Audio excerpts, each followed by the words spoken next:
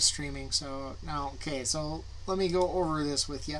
Nuclear War was a game made by Flying Buffalo. I'm trying to remember what year it was made, um, but it basically you play one superpower, I play another superpower. You can play it with more than one person and everything. Um, and the whole point of it is to basically destroy the other um, person's country, and your country is represented by a deck of population. Okay, so you can play up to 6 players on it. So you have population cards, and there's 40 population cards in the game. You get 1 million, 2 million, 5 million, 10 million, and 25 million cards, and there's 100 cards in the here with either a nuclear warhead. Let's pull some of these out and look at them real quick. Let's see. Search. Okay, so you have warheads. Let's see, flip that. You have propaganda cards. You have missile cards. And so what happens, there's anti-missile cards. I'm trying to find one real quick. And top secret cards. Or secret and top secret cards. Okay, so what happens is you set up the game so the starting population is determined by a random deal of the population cards. So each of us get a set of cards. So you get 15 cards, I get 15 cards, but they're randomly determined. So I could be a real small country, you could be a big country. The remaining cards are placed in a bank in the center. The deck shuffled, 9 of these cards are dealt, 9 of these nuclear war cards are dealt to each player. Okay? So the first player begins by playing all secret and top secret cards in your hand. You have to play those. And the cards are discarded after being played, and the player is immediately given replacement cards from the draw pile, proceeds to play any more secret or top secret cards that are drawn. This process continues until there's no secret or top secret cards in the hand. And then the next player clockwise does the same, and so around the table. Okay, so next, each player places 2 cards face down on the table in the space provided on the placemat. Since these cards are turned over on succeeding turns, the player is now committed to a specific strategy for the first 2 turns. So what happens is every turn you'll have 9 cards in your hand, okay, and you'll put 2 cards face down on the table to basically show what you're going to do this turn and what you're going to do the next turn.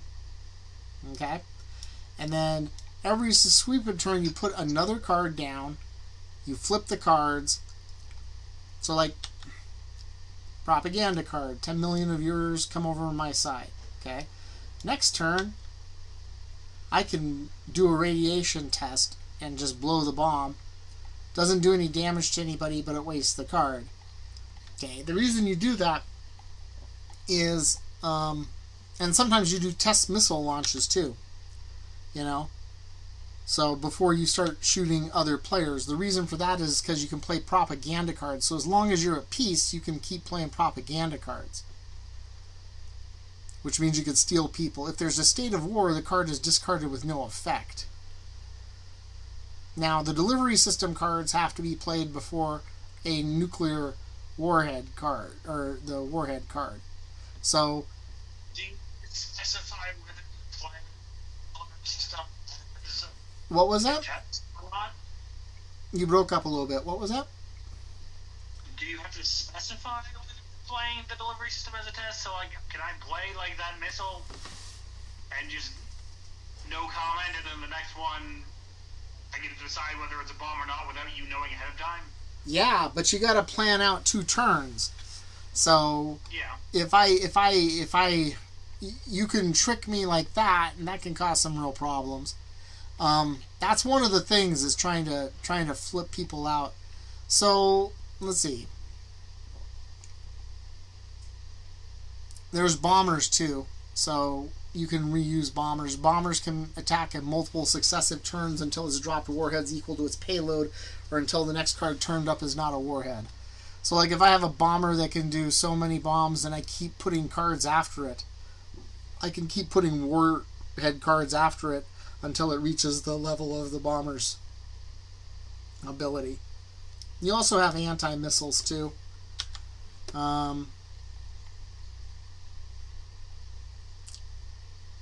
Let's see, where's... What does the get there mean? What's the what mean? What does intercept capability Polaris mean? Means that it can knock out a Polaris missile. But it couldn't knock out a Saturn missile. Got it. So once a target of a warhead selected, a state of war exists. This is true even if the delivery system is subsequently shot down, explodes on launch, or is a dud. Peace is not restored until a player has been forced from the game through annihilation of their population. When peace is restored, each player may alter their strategy by replacing one or two face-down cards with cards from their hands. So usually if it's just two players, it's pretty much once the nuclear warheads start throwing, you just keep throwing at them till you die. Okay. Let me double check some other stuff here.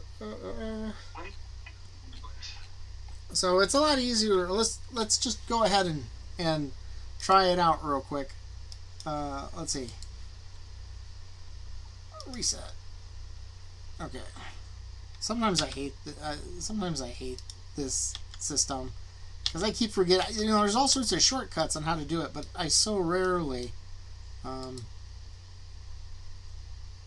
You remember how to put stuff back in really easy? You put it all in about the same area and you like highlight it all at once, like click and drag. You can right click and group. Is that what it is? Field search. Oh. I got it. I accidentally got one of the dice in there. That's not good. Okay, then let's see. I tell you, group. Does not want a group. There we go. Did I put it in there? Put it in there. Silly.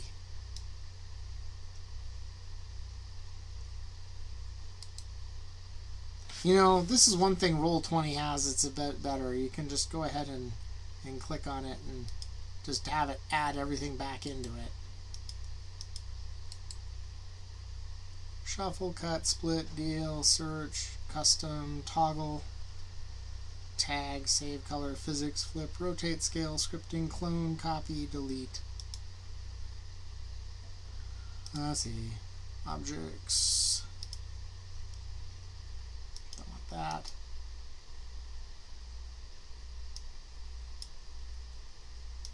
See, I got them both selected there. Well, that was interesting. Now we only have 5 cards. Okay. Let's see. There's got to be an easy. I could just flip the damn table and call it good. Damn it. You could table and then unflip the table. That should work. Which one? If you flip the table, there's a reset option. There's a resume game. Yeah. Where's the reset option? Resume game. That's what I clicked on. Clicked on resume game, but it didn't give me a table back. Oh. Go figure that one out, huh? Okay, let's try it again. Yeah. Here, I got it. Alright, there we go. I just loaded it again. Okay, so we can go ahead and flip that deck over. We can go ahead and shuffle it. And then how many cards do we get? 15 cards per player. So then we go ahead and deal 1, 2, 3, 4, 5, 6, 7, 8, 9, 10, 11, 12, 13, 14, 15. And then What color am I? I'm gray, aren't I? Now you should be purple. Give me a second here. Gray is for an observer. Give me 1 second.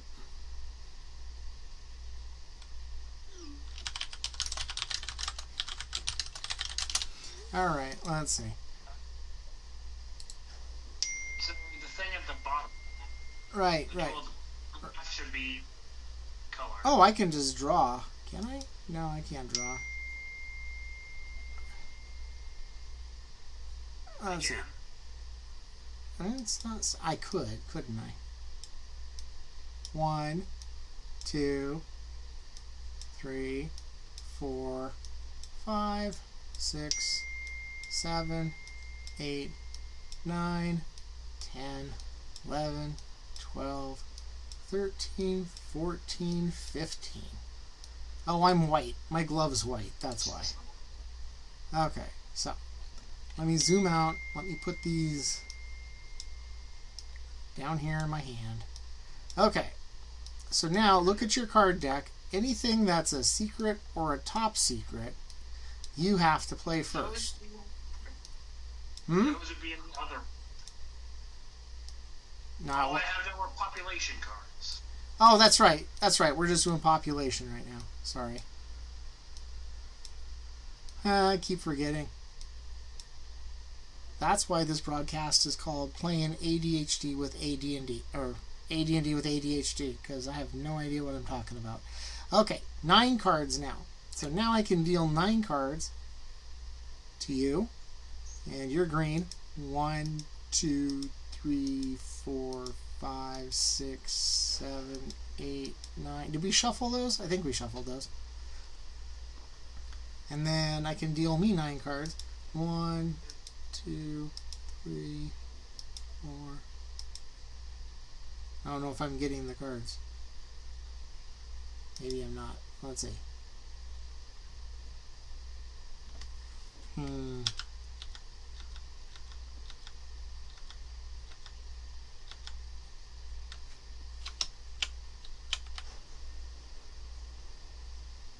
You know, these cards have no numbers on them.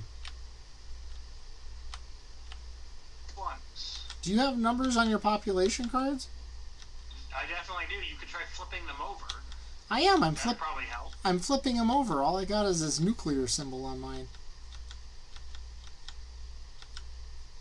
That's all I'm seeing on yours too. Wait. If I put the cards out there, out of my hand, it's like it's hiding them from me. It's like it's hiding them from me because I'm not supposed to look at them.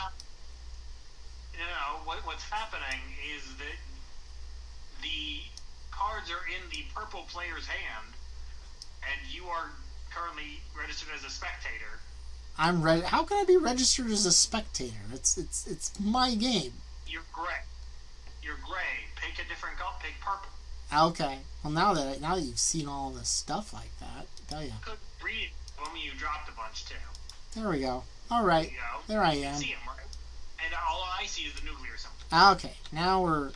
But now you know everything. So 1, 2, 3, 4, 5, 6, 7, 8, 9, 10, 11.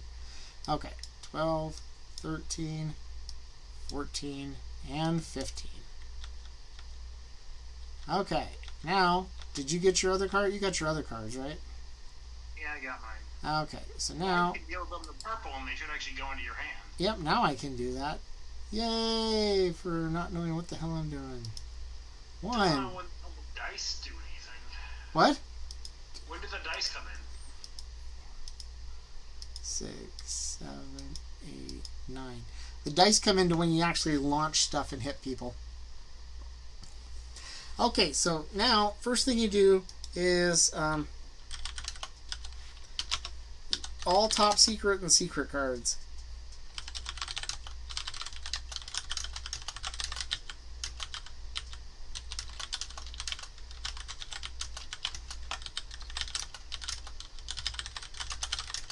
All right, and so what does it say? It says, do you have any secret or top secret cards?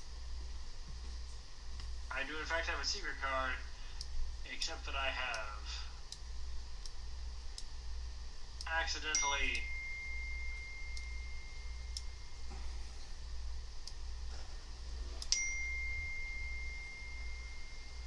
Accidentally what? I accidentally added the Fog of War. I don't know how to get rid of it. Because I put a secret card on the table, and now it's not possible to see the table. Oh, is it because it's under the table? Well, so I think it's under this Fog of War block that's in the middle. I don't know how to get rid of them. Let's see. What? Can I use my phone or my iPad? I'm really bored.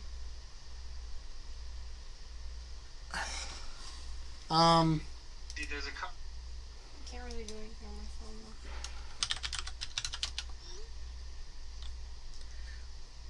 though. What? Yeah, just go talk to Mom. I'm talking to Mom about it. I just asked Mom. She told me to ask you. And I just told her.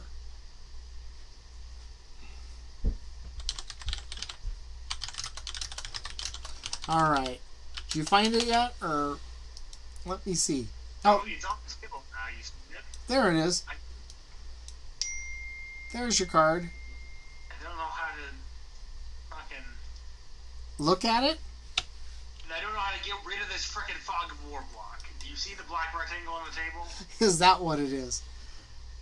I don't know how to undo that. Let's see. Lighting. Ambient. Background. Gradient. It's a good thing I don't have any subscribers. That's all I gotta say. I guess people might log in just to see how idiotic it went. Let's see. Game keys, turns, physics, lighting, grid, permissions. You figure to be under lighting if it's Fog of War. You know? I mean, your card is sitting over here, right? That's outside of the region. If I try and put it in the region, it, like, becomes an outline. No, there it is. Right there. If I do it... No, if I do it, it does too. You just gotta put it on... When it's on top of that other thing or whatever. Yeah, that's fine. You're gonna discard it anyway here in a second. What does it say? 2 million of my people go to you, I think. What? I like that. I like that card. It sounds like a good card. I'm all for that card. 2 million of your highly moral little ladies rebel against your country's military policy and disgustingly drive off in their electric cars to the enemy's country. Yay! I have 2 million more people. Do you have any more secret? Oh, now you draw... do you have any other secrets or top secrets? Because then you draw cards to replace it after you play all your secrets and top secrets.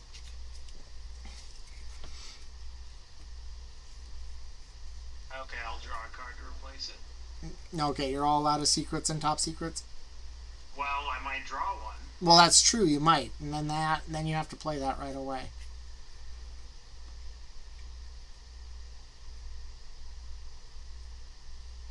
Did you draw one? I'll tell you, this is a very hard to, like, read type of hand. Yeah, the cards bunch up pretty good at the bottom, don't they? Well, and, like, so, like, if these were traditional cards, it'd be a hell of a lot easier to read them. Oh, I just dropped some of my population on the ground. What? I can see the corners of them, I just can't, like, if it's, like, something with the name in the middle, it doesn't become visible.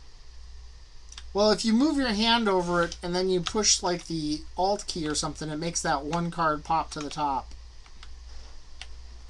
So you can see it. You just have to move your mouse over the cards and hit the key, and it makes the... That's it. See how that works? Yeah.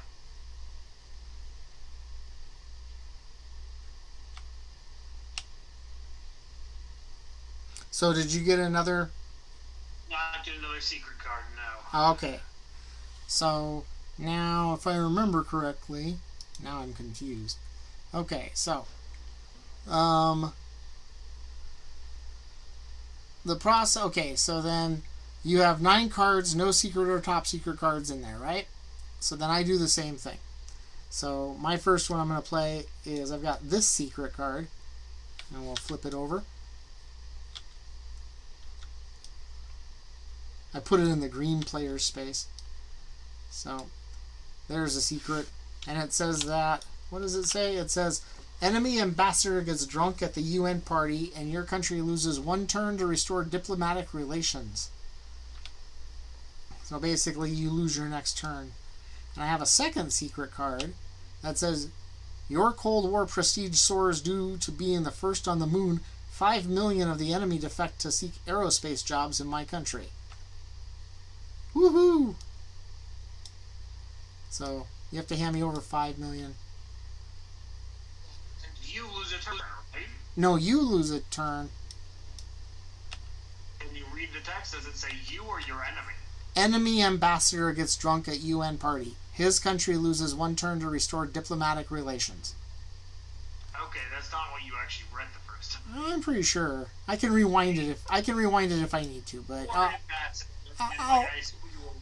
I'll run with whatever you said. Okay, so hold on a second. I get to draw 2 more cards. And I might have a secret in here. You never know. And let's see. Oh, I do have another secret.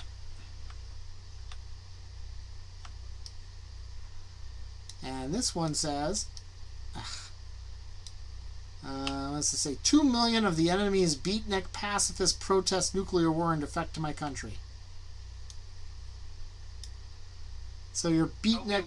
Okay, are all the secrets that you got me giving you things as opposed to mine, which was me giving you things as well? Well, you know, all's fair in love and war. So now I flip it over, and did I get... Nope, I didn't get another secret card. Okay, so now we... it's your turn, but it's not your turn.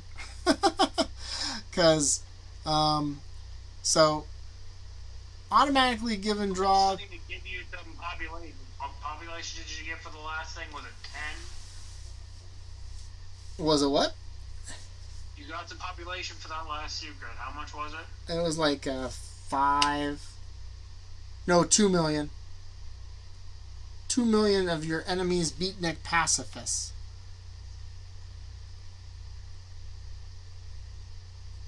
Okay, so supposedly there's supposed to be placemat that this is. That's part of the problem.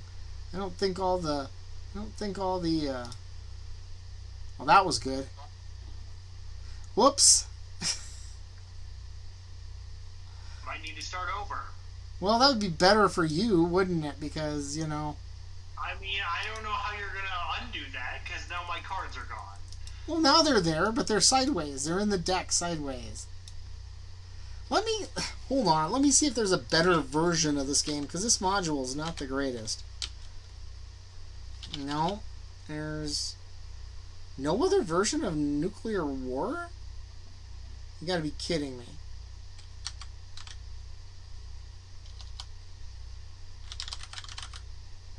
That's depressing. I figured somebody would have made a better version of nuclear war. It's like a really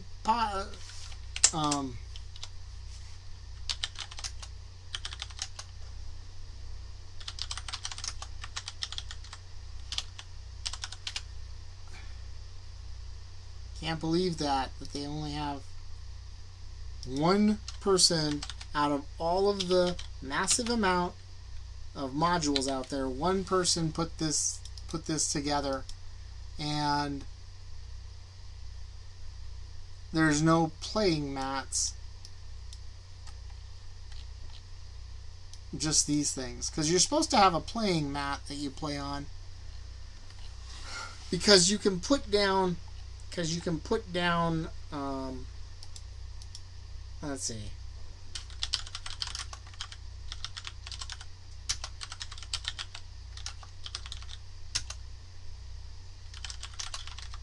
Are you taking your population? Wow, how'd you deal that fast? So if you just right-click the deck and go to deal, there's a color wheel that shows up. Yeah. You can just keep clicking on the color wheel. That's what I tried to do. Oh, that's because I was in... Spectator,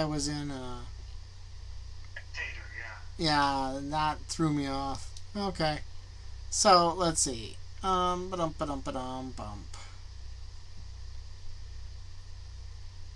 Let's see. Da-da-da-da. So, let's see. You go first. And you got a top secret? God. There's two of them. And I think they both result in me just losing 10 million straight up. What? Just into the discard pile. Oh, why did they die? Well, so one of them, there was a violent tornado that resulted in the loss of 10 million people, which is a fucking insane tornado. It might have been a Sharknado. Absolutely decimating every single life in the city somehow. Like, more deadly than, like, the day after tomorrow. Damn.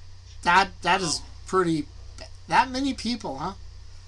To one tornado, yeah, it's ridiculous. It still didn't... Another one, 20 people leave my country and the game for a neutral country, which is much more believable. Yeah, that's true. That's true. They might have done that. Let's see. Now the one thing that... Oh, you got to draw two more. See if there's any more secrets. Did you find any more secrets? Yeah, there weren't. Luckily, we're not any more secrets. Okay. I'm getting a copy of the rules so we can actually know what we're supposed to do. All right. So now it is my turn for secret cards, right? If you click Notebook, there actually is. Is there? A set of right there, yeah. Oh, well, there we go. The things we learned. It's very brief. There's not a lot of rules to this one. There really isn't. So, like I said, I get to go through and look and see if I have any secrets. And I have one secret. And the secret is that the enemy ambassador gets drunk and loses a turn. And since you're my enemy ambassador... Now, when you put... Okay, so... You lose a turn, and then I get to draw another card. And that card says... No secret. So, we are good with the secrets. So now, since your person got drunk, I get to go. Which means I get to, after all the secret cards are placed,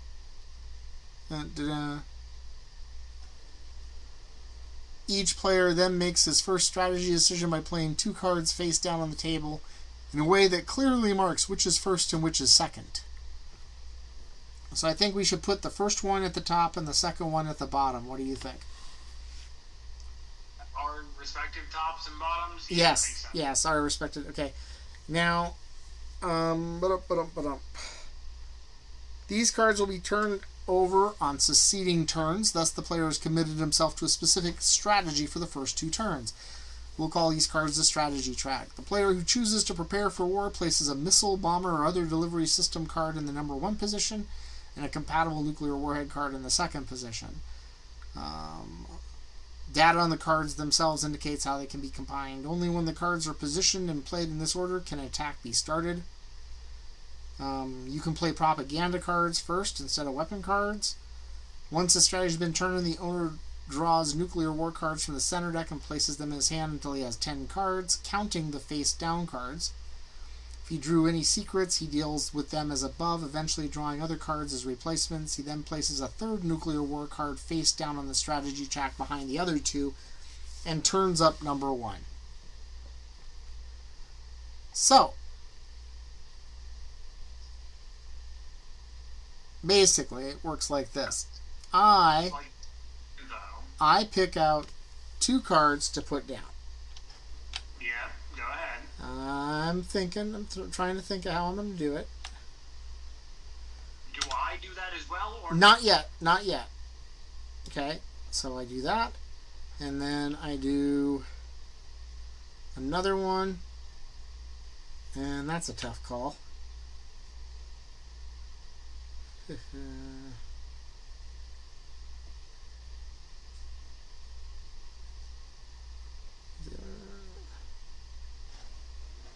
Yeah, I'll have to do that. And then I will flip that over, do that. Before you out of your hand. What? You gotta flip it before you take it out of your hand. Yeah. So I let it slip and everything. Now you know the truth, and I'm going to be out of luck.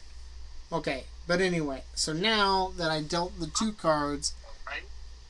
once the initial strategy has been turned, the owner draws a nuclear card from the center of the deck, puts it in my hand, flip it over, look at it.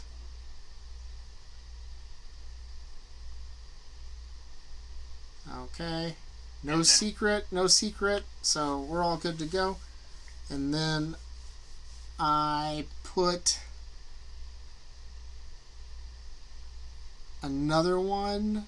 Draw a secret, deals it. I have 1, 2, 3, 4, 5, 6, 7, 8, 9. I got to draw 1 more card because you got to go to 10. What? It says you have to have 10 in your hand. And now I put another card down. So I only have 9. You start out with 9. What happens is you draw 2. Okay, you play 1 and well, you already played 2. Then. You played 2. You 3 to get up to 10. Basically you play 2. No, it counts the ones that are out here too. Oh, okay. Yep. And so now I don't remember. Okay, so then I'm gonna put that out there, and so now I have 3. Does the first one not flip over yet? Nope, the first one flips over now. Place the third nuclear war card face down strategy track behind the 2 and turns up card number 1. And it's an anti-missile P. But okay. Yep, so I put out there a anti-missile.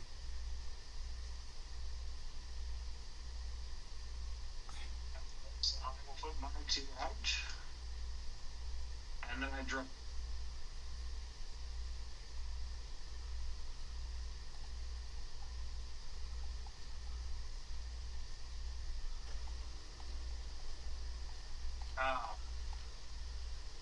Now, do I play another one and then flip, or what?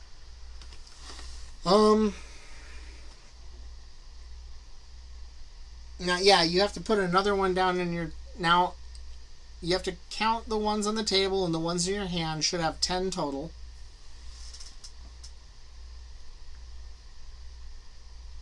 Yep. And then you put another card down.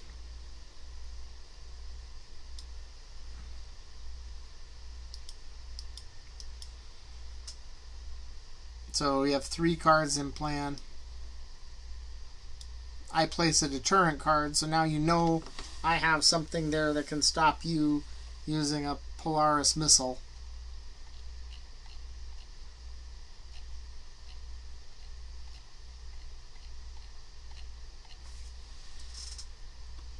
Oh, does that remain in play?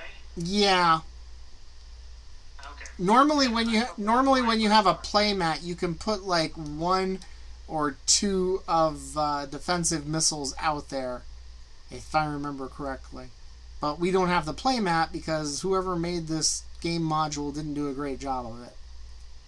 Propaganda, what's it say?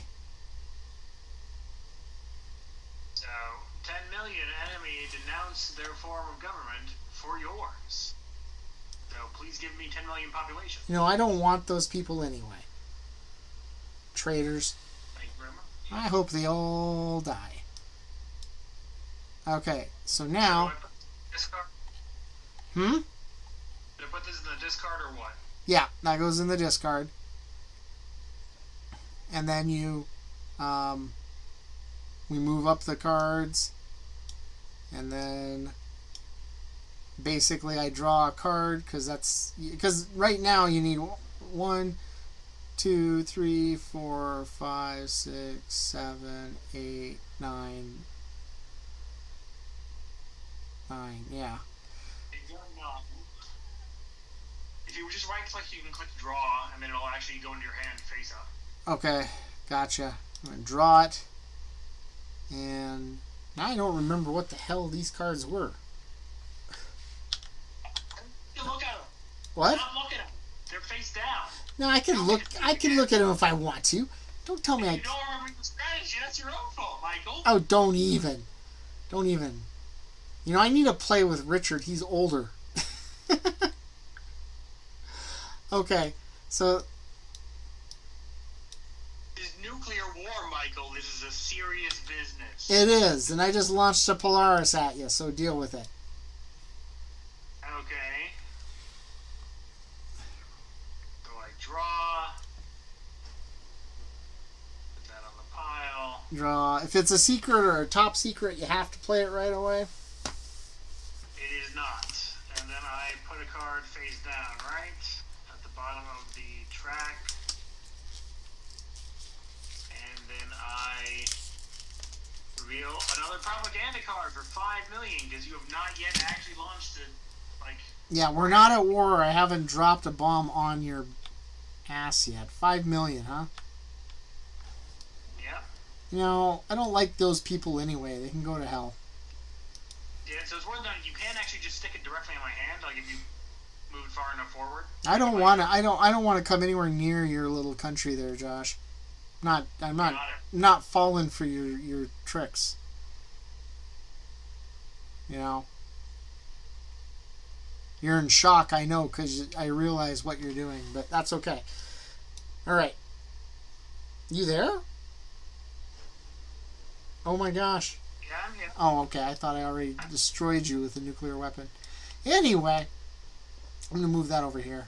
I can move that. So you draw the card, and then So I draw a card. track up and flip. Yeah. And then, okay, that's a good one. And then I flip this over, and I drop a 10 megaton nuclear warhead on you. Oh, we're at war. We're at war. We're done with this propaganda crap. That's all I gotta say. We're done with this propaganda crap. So wait, how many does 10 megatons kill? well, hold on. It says as soon as war declared, warhead card which is preceded by an appropriate missile or bomber card, he announces his target, rolls all three radioactive fallout dice, and consults the appropriate nuclear war attack resolution table. Population loss of the attack country is the amount specified on the warhead card plus any specified by the dice. Once anyone starts a nuclear war, everyone's at war. The note of the war starts even if the warhead was a dud or attack failed. So let's look at this card here. See what it says. Roll percentile dice. So I will pick up the dice. I will roll them. And I get a 22. And the 22 says, bomb shelter saves 2 million. So you take damage minus 2 million. So Which is nothing. nobody gets hurt. That's bullshit. Yeah. I'm not keen on that one. Okay. So then that goes over here. That one goes up. And then I put my next card up behind it. There we go. Now it's your turn. Okay, so I'm going to draw a card. It is a secret card. What do I do about that? You play it.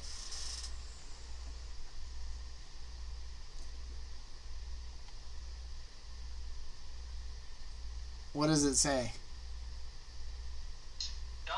apply once nuclear war has been started. Woohoo! What was it? So what do I do? So it just goes in the... Just into the gift card? Yeah, you draw another card, because the secret cards always have you draw another card. Because you have to... reduces Cold War tensions, 2 million of the enemy's people leave their homeland to join mine. So yes, of course, the one that doesn't apply when war were declared is the one that would have helped me. Top secret card now. Super Germ, the result of a blunder in your enemy's germ warfare experiments destroyed 25 million of his own people. Oh, god damn it! You got the super virus. Oh! That's brutal. So discard 25 million. That's not fair. 25 million. I'm supposed to discard 25 million. Ugh. Yeah. Alright, 25 million. Dead. God. My country's small now. I guess we shouldn't have tried germ warfare. So then you flip your card over. Got B-70 bomb. Huh? A B-70 bomber. Carries any number, any combination of warheads up to 50 megatons. Well, that sucks. Alright. My turn. So I'm going to draw my card. You can't take the whole deck, buddy. Oh, okay. Right click. Okay, I got it. Oh, this sucks. This whole thing sucks. I don't like this game anymore. It bites. Alright, let's see. Let me see.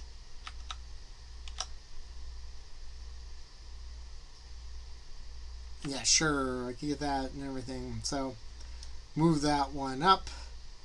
Flip it over. It's a B-70 bomber. Move that one up. And then move... Oh, it was a missile and then a... Well, okay. Now you got a plane. Okay. Yep. So, my turn. You played your propaganda. Yeah. That's wrong. That's useless at the moment. Okay. Saves 2 million people. That was bullshit.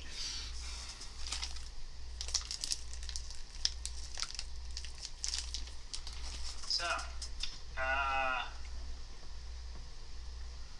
yeah. What? I got a 50 megaton bomb to drop on you from that bomber. Oh, seriously? Okay, Yep. fine. 10 more million people. Wait a second. Take that back. We don't know what's going to happen yet. Oh, that's true. Maybe not all of them. So, 64. Unfortunately, both of these are facing the same goddamn direction because the person who designed it.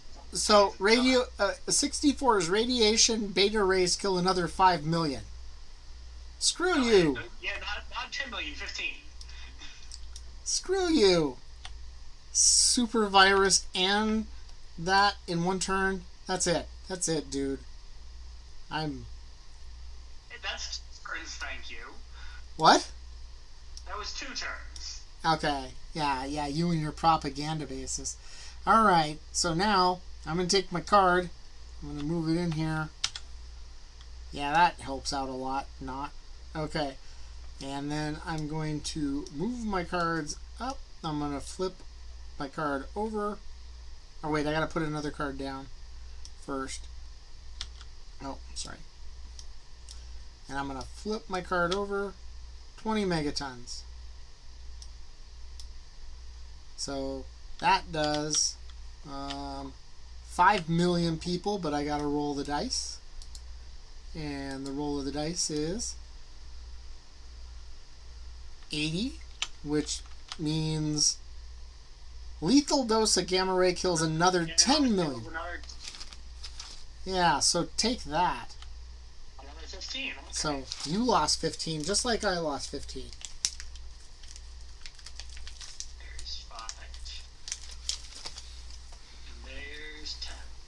I have a feeling that super virus is gonna, really make it difficult for me.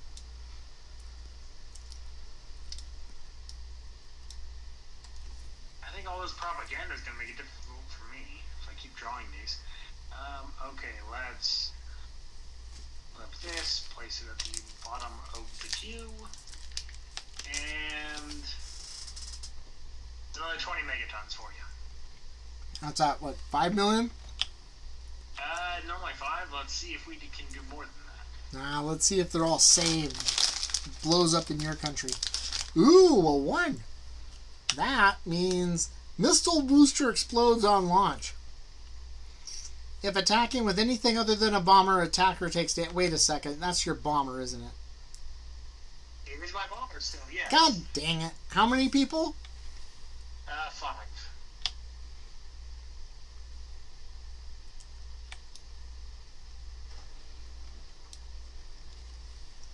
Now you've launched 20 megatons from your bomber, right? So you can only launch another 10, right? Any combination up to 50 megatons. Yeah, and you've already done 20 and 20. No, I did a 50 and a 20. Or does it? Okay, I misunderstood that. Oh my goodness gracious, that bomb should... bombs, including any which are up to 50, not they can add up to a total of 50. I see how you are. It's like the Russians, you cheat. I misunderstood that entirely.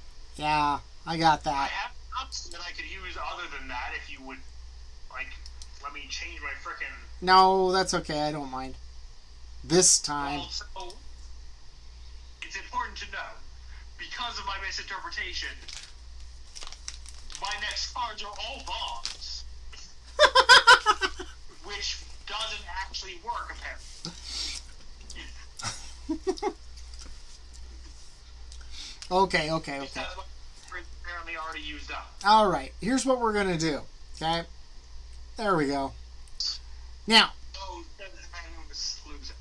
Well, yeah, I'm frustrated. No, here's the deal. I had like 100 million population. You had 100 million population. I had like 35 at the most. So I think we can safely say you won. That one. I'm not going to even compete with that one.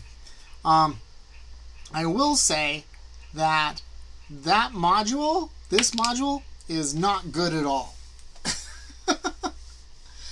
I will also say that the game, while it was fun, is not near as fun unless you put in all the add-on modules for it. See, when they came out with the game, they also came out with the game came out, but then they came out with nuclear escalation, nuclear proliferation, that added even more cards and a lot more strategy to it than just the straight nuclear war. So it gets a lot more with the propaganda and everything than just that. Plus, it really is way more fun if you have more than 2 players. Except for the first player that gets his... Effective because, like, any propaganda cards that are drawn after the first nuclear strike with 2 people become completely useless for the rest of the game. Yeah, unless you're playing more than 1 person. I mean, if you're playing with 3 people. Like, you might be more than 2 people. Yeah, that's... Another game? Yeah, let me pull another one out. Now, that's a game that I haven't played in years and years and years. And like I said, it's pretty fun, but you have to have the add-ons, and you have to have more than 2 players. So that makes it a little bit more challenging. Let me see what else I got here that's interesting. Because I got, like... I'm trying to think of little simple ones. We can play a couple little simple type things, you know. Me and Richard already did a video on Millsborn though, so we really should try to get 7. Yeah, we really should try to get like 7 people together and play Junta though.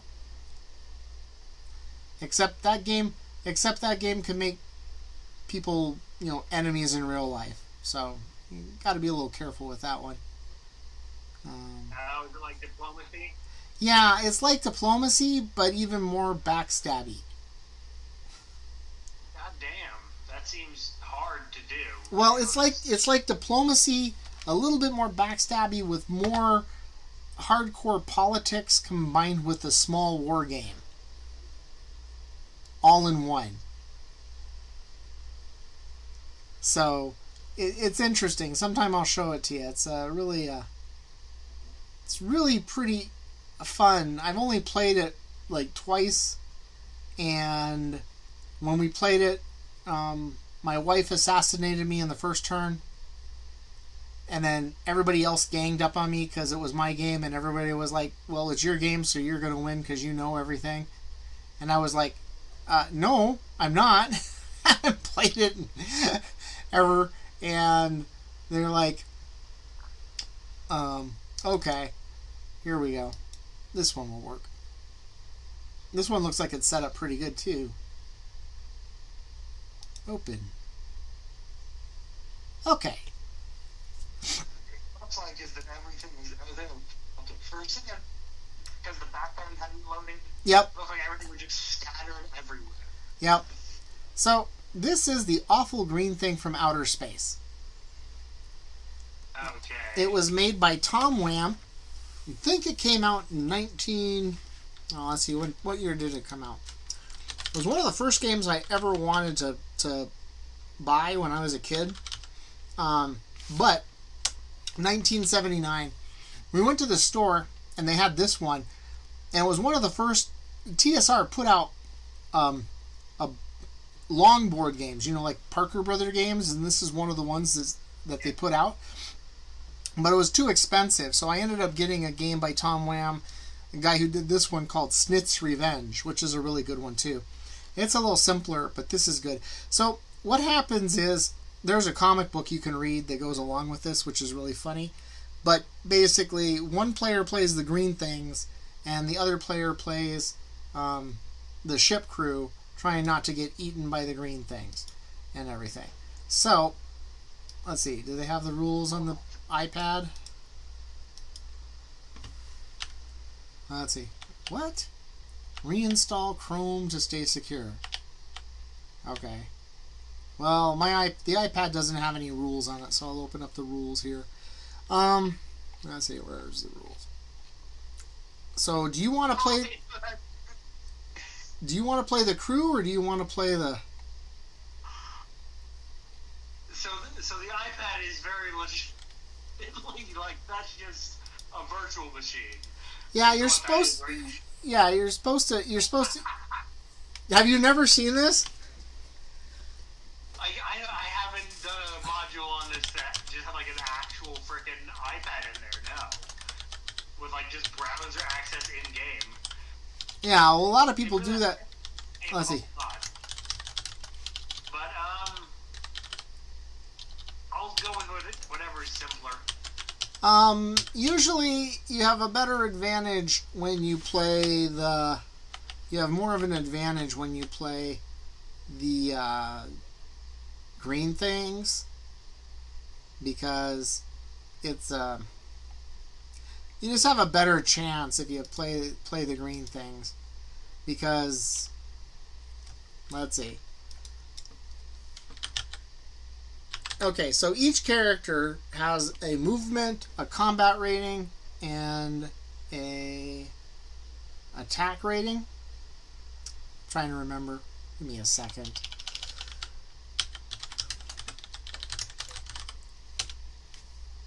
Alright.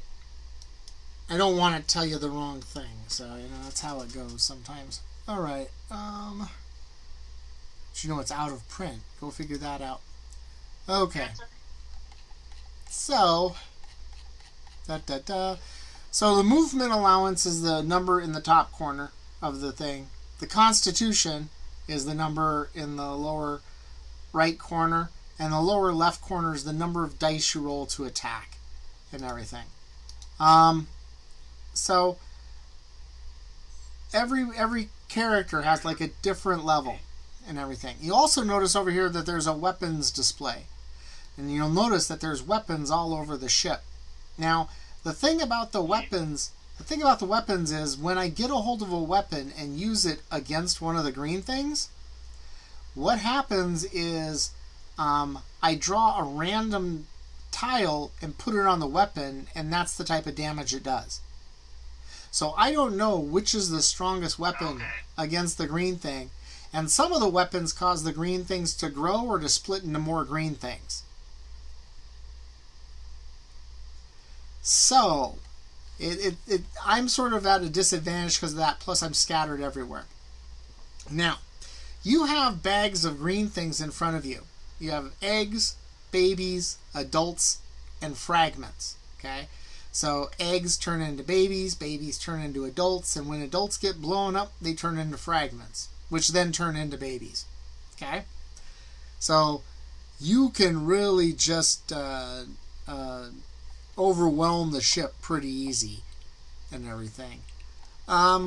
So we're already set up, so we don't have to do any setup, which is the nice thing about this.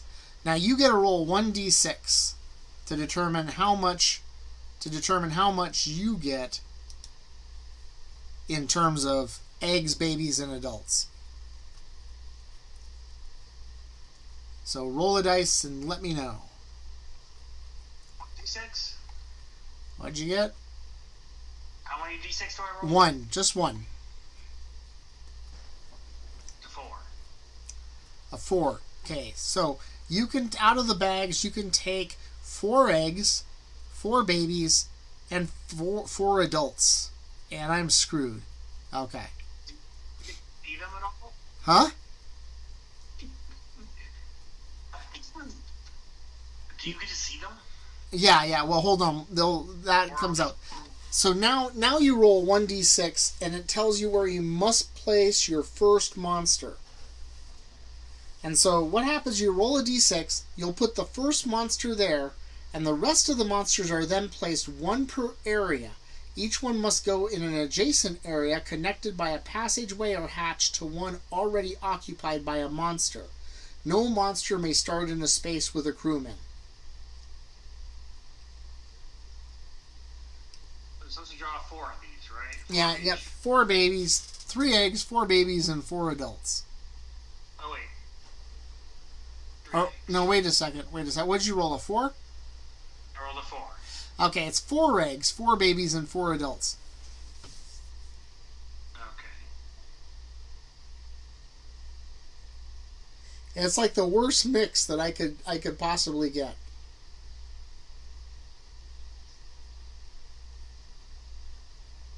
They're like staffing in ways I do not want them to. It's very annoying. Yeah, that's okay. It doesn't bother me because I'm going to get my butt kicked. Maybe. So, and then we're supposed to roll a d6, and that'll determine where I have to place something? Right, so roll 1d6. 3. 3. And the scout bay. So right over here in the scout bay. So now, what you have to do is you put one thing there. Doesn't matter which one, any of those. And then you continually put the other ones in adjacent areas next to it. Now, if I was you, I would put like the eggs probably the furthest away from other characters of mine that can get to them. Yeah. But if I can figure out where those are, I think the farthest that anything is from one of your characters is 2 doors. that's okay. You're going to have to put people around there.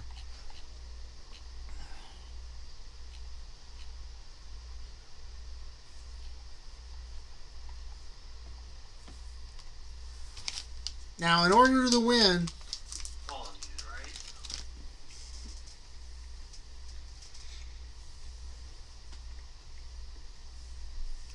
so basically, in how to win, is the first player who decides to give up because it's hopeless, the other player wins. The other system you can use to win is victory points, which are awarded as follows. So if the awful green thing takes over the Zuntar, the monster player scores 111 points.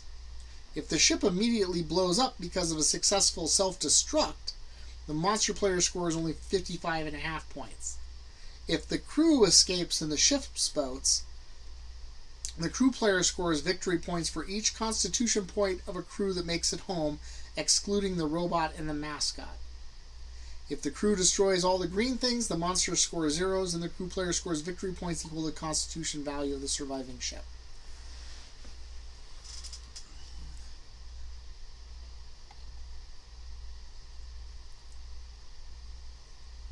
Let's see.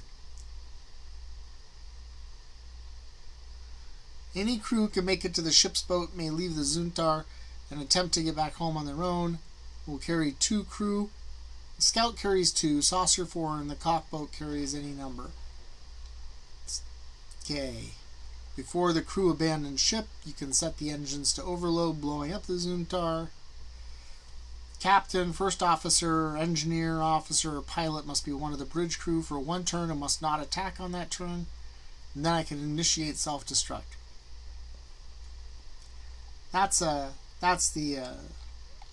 Those are fairly new rules. Let's see. So what 3 tiles over here? What was that? Oh, those are for additional rules about moving outside of the Zuntar. Okay. That's why that's why you have these characters in spacesuits. Counters about characters in spacesuits and cargo movers and things like that. Jet suits. So player characters can move outside of the spaceship and attack the green things, so you're not stuck to just inside. Did you get everybody placed? I think it's all where I want it to be. Okay, that sounds good. Now, after all the monsters are placed, the crew player must move 1 or 2 crew up to their printed movement allowance to enter an area or areas containing an awful green thing. Once in an area with a monster, they may attack using hand-to-hand combat. Weapons may not be grabbed before this move. No matter who wins the first battle, the alarm is raised and the game is on, starting with a monster player's first turn. So I can move 1 or 2 crew up to my printed movement allowance, okay, which is the top corner number. So I probably want to pick something that's easy to stomp on, maybe. I don't know. That one's got 4 attack dice. That guy's got 1 attack dice. That does not look like a good mix. All of my guys have like no decent attack dice. There's a robot. I know. Where is the robot's usually the first one to move, but you notice how far it moves. 1, yeah. 1. So I can't even move. I don't have anything that's adjacent to the robot. So I can't move the robot anywhere. Wait a second. Oh, there's Sarge right there. Yeah, I was looking for him. Sarge is about the best, and he's got a 3 move, so I can move him 1, 2, and nowhere near one of your guys, so he doesn't count. No, you can. Right here is all 1, right? No, those are individual spaces. See the lines? Oh, then well, but there's no doors, which is No, what confused me. there's I no. think I was not think I did. Yeah. Oh, yeah. You need to move them a little. You might need to rearrange them a bit. Plus, you got 2 in one room here. Oh, you didn't say I couldn't do that, actually. I had assumed that I could do that. Each one must go in an area adjacent, connected by a passageway or hatch to one already occupied by a monster. Yes, both of those did in fact do that. 1 per area. The rest of the initial monsters are placed 1 per area. Okay, that you didn't say earlier. I read the paragraph word for word.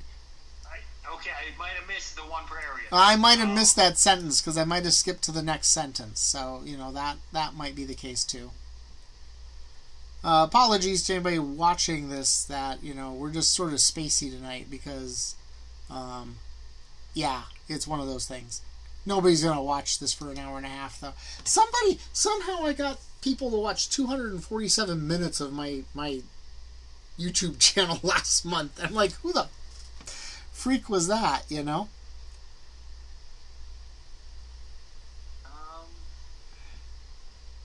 I going to put this? How's this egg getting over here? Because... No, it isn't. Oh, you could put that thing right there. You could put that egg right there. See? I could do that. Or you could put it right there. My robot is in a horrible spot to get out and do anything with a movement of 1. I swear to God. Ordering is otherwise not very useful to get into. That works. You're all set there. Alright. Did you get everybody? 2. Yeah, I still can't move him over there.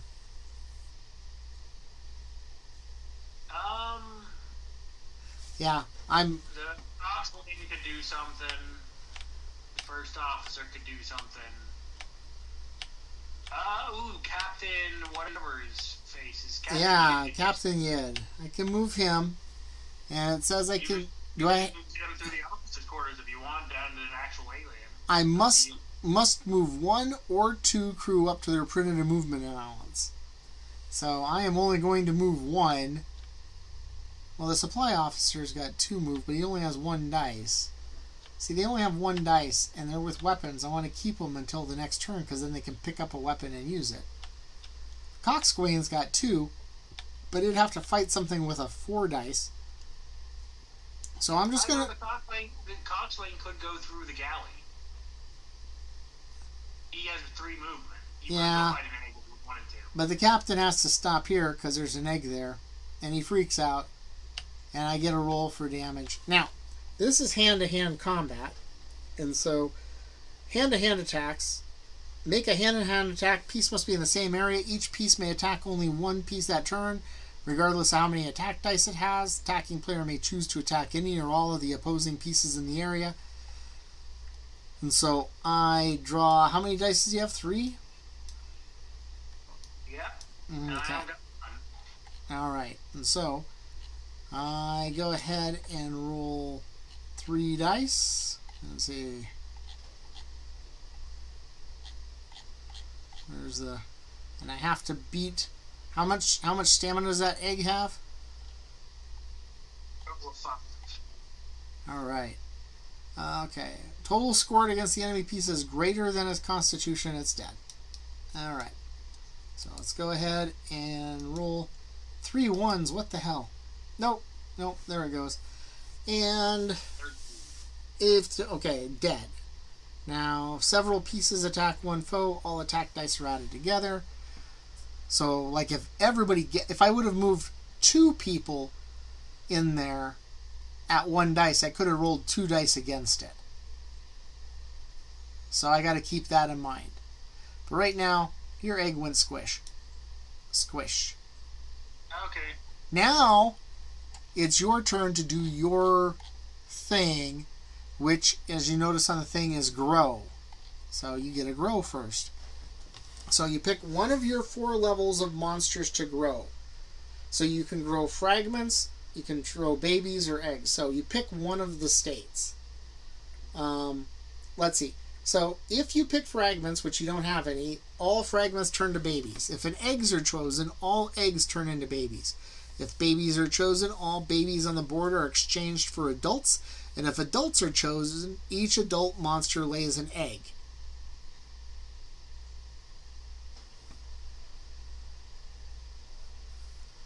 So, to keep from getting mixed up, replace counters 1 at a time. Monsters which are stunned cannot grow or lay an egg.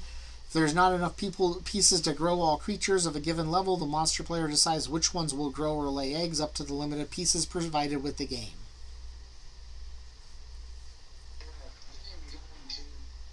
My babies hit adults. Or your eggs can turn into babies.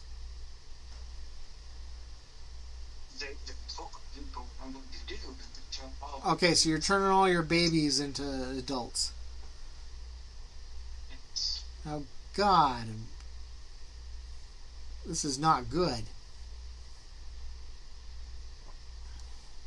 I'm being swarmed. See, next time, on my next turn, they can all lay eggs.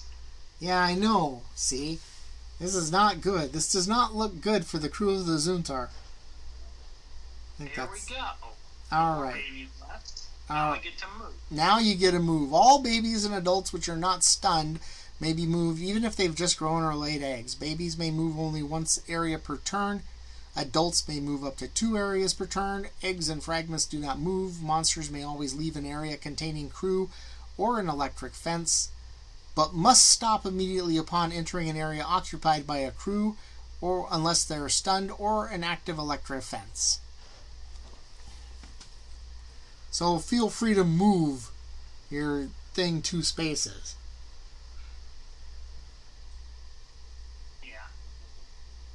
I'm just figuring out how I'm going to kill the most people.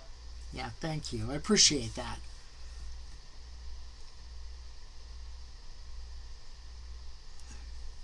Okay. Just as you're moving them around, I'll let you know. Once all movements completed, green things may attack any or all crew who are in the same area as the monsters. Attacks are resolved 1 area at a time at the choice of attacking player. Each monster may use its attack dice once per turn unless they're stunned. Any number of monsters in a given area may attack the same crewman. All of the attack dice are rolled for 1 total. If in any attack, if the amount rolled equal or exceeds the constitution of the crewman killed, the crewman's dead. If an attack fails to kill the target, there's no effect. If the crewman is killed, one of the monsters which attack that crewman devours it and immediately grows 1 level. If more than 1 monster was involved in the attack, the monster player chooses which monster to grow. Unless the robot's eaten, in which case the effects are unpredictable.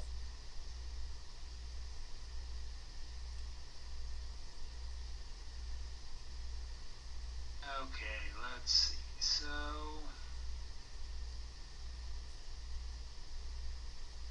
you go in there, you go in there.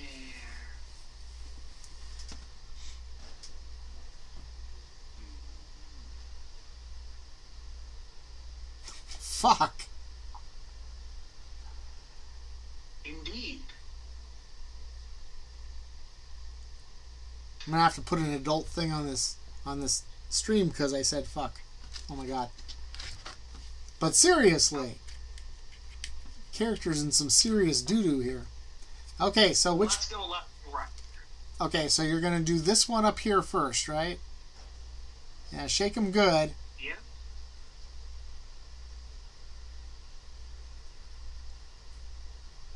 I feel like that one sort of landed on the others. Yeah, but you can move your mouse over; it will say what it is. So you have 2, 2, 11. 4, and 3. 2, 2, 4, and 3. That's 11. That sucks. You sure that's 11? Yeah. Okay, and so comm officer is dead and you lay an egg. Indeed. Alright. Let's do this guy now. Roll 4 dice.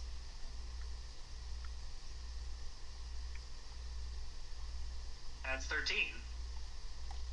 Oh, this is BS. It's like right on the right numbers, exactly. I mean, that was 1 more. Now you roll... Okay, all the other 3 have 8 dice.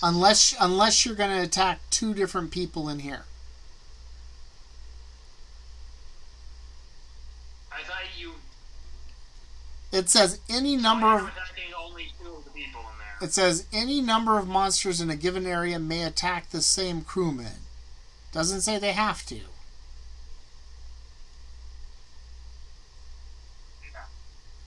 So... I still need 8 for the next one either way. Yeah. Unless you roll all 1s, though, I really do believe it's a failed. This is gonna die, yeah. We'll see. Maybe. Yeah, no. 27, he's very dead. Which means 2 eggs. No, just 1 egg. You have to pick the 1 monster to eat him. Huh? If a crewman is killed, one of the monsters which attack the crewman devours it and immediately grows 1 level. Don't even try to get more than you already have. Okay. Yeah. Okay, so... how am I gonna do this? Well, do the other 8 down there so we can just get that one out of the way. I'll just get that one. Yeah, that guy's dead. Yeah, I think he's dead too. So you got to put one more egg there.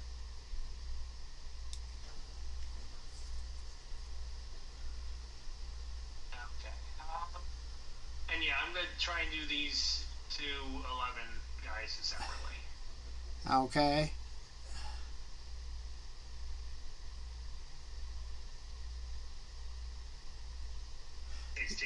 Yes. Oh, sorry. I took him with me. I took him out with me.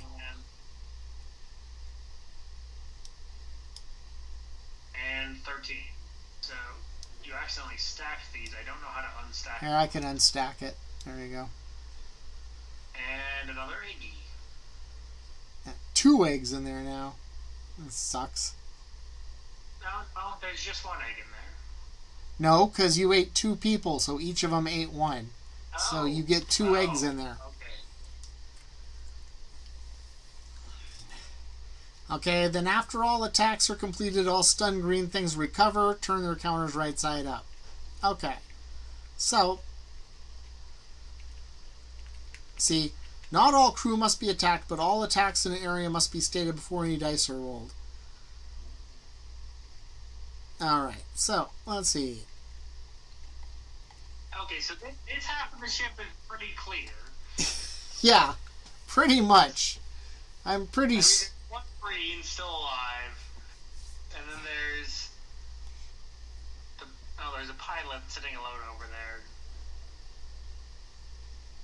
there. Okay, so... We'll see what happens when we have welding torches and fire extinguishers and whatnot. So now is my turn. So I get my turn, which first thing is I can grab any weapon. Any crewman in an area with an available weapon may grab it. Each crewman except the mascot can carry 1 weapon. When a weapon's grabbed, place it in the counter beneath the counter of the crewing. If 2 or more crew begin their turn in the same area, they may trade or give each other weapons they are holding. A crewman may hold a weapon but choose not to use it, fighting hand to hand instead. The mascot and the awful green thing may not pick up or use weapons. The crew player is limited to the number of weapon counters provided with the game. So, this guy, of course, is going to pick up the shot. The robot is picking up a blowtorch, and the other guy is picking up a fire extinguisher. These guys are going to spread the pool cues amongst... Yeah, the pool cues are amongst themselves. Sarge taking one, and them taking another. Give me a second here. Well, it's 0G pool. They hit balls around a room. It's in the comic book. It makes sense.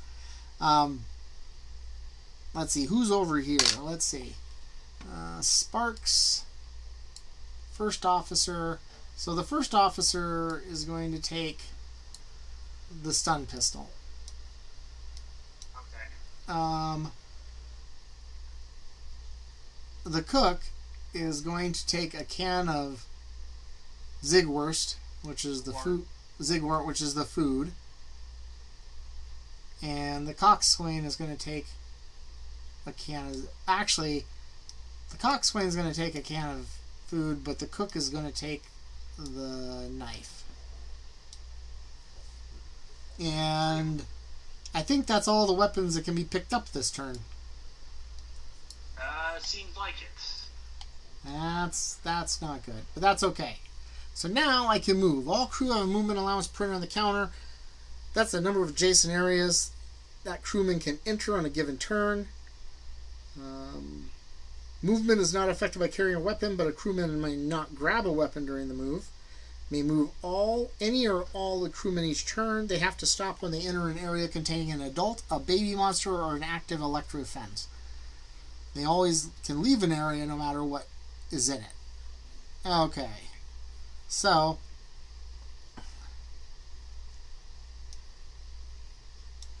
since I can't use this against you if I'm if you're what?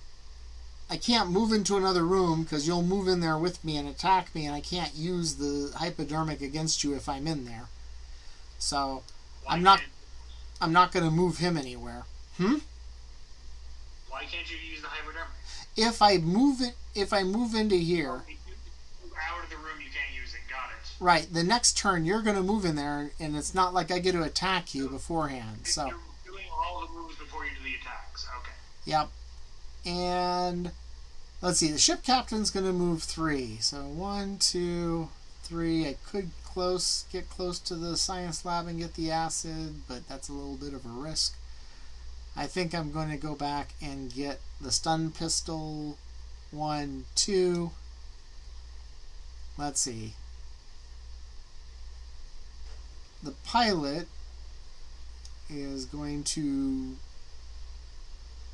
run this direction. 1, 2, 3.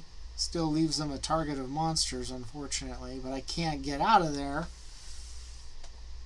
My best bet would be to go Atmospheric probe 1, launch, maybe. 2 right there. That's his best bet. Can try to do some damage before you grow all those eggs. Okay, so the captain's moved. He's moved. Got the mascot. Hold on a second. I may move. No, I'm gonna move. I'm gonna move in here. Okay. I'm moving in there, and then the coxswain, who has a can of Zygots. The cook has a knife. The cook can move 3, so the cook's gonna go. That's over here with the knife. That And- didn't go good. huh? Very impressive that he knows that there's an egg in the wardroom, despite no other interesting features of that room. Yeah, it's amazing how that works, but that's okay because there's like video cameras everywhere. So there you go.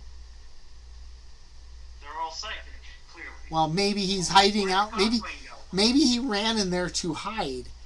Maybe he ran in there to hide. So the engineer con officer is going to go 1, 2 into where the fuel pod is. The robot with this thing is going to go out into the hall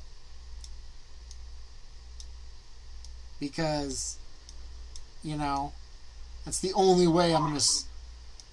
It's the only way I'm going to survive. And this engineer can move 2, so he's going to go.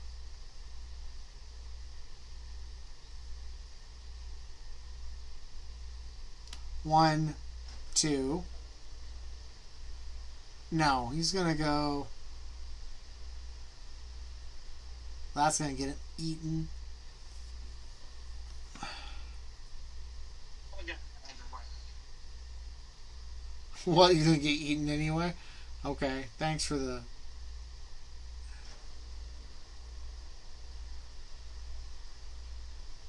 Yeah, 1, 2.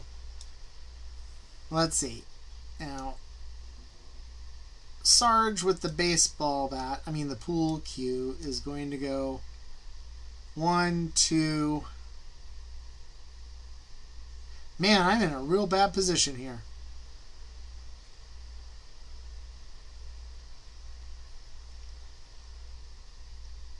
I'm just going to stop right there. And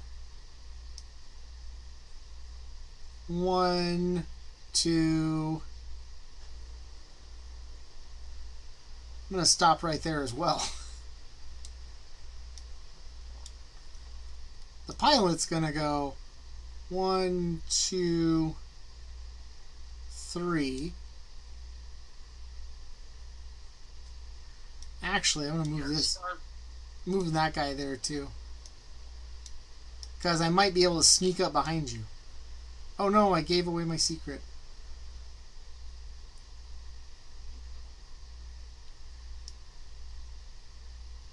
Can't get to that science lab though.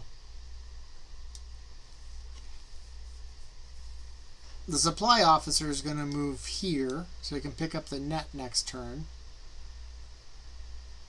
Can't get to the grenade. The coxswain could. 1, 2, 3. I guess he could. But I got a can of Zygout, and I might want to use it. sick bay. Yeah, because if I go to the gas... I could go to the science lab, though. Yeah. Get some acid. You gotta remember, I have no idea what these weapons do. Very important to note, yes. Yeah, that's a Probably big... know food is a secret weapon. It'll absolutely murderly. It could cause 5 dice of damage to everybody in the area.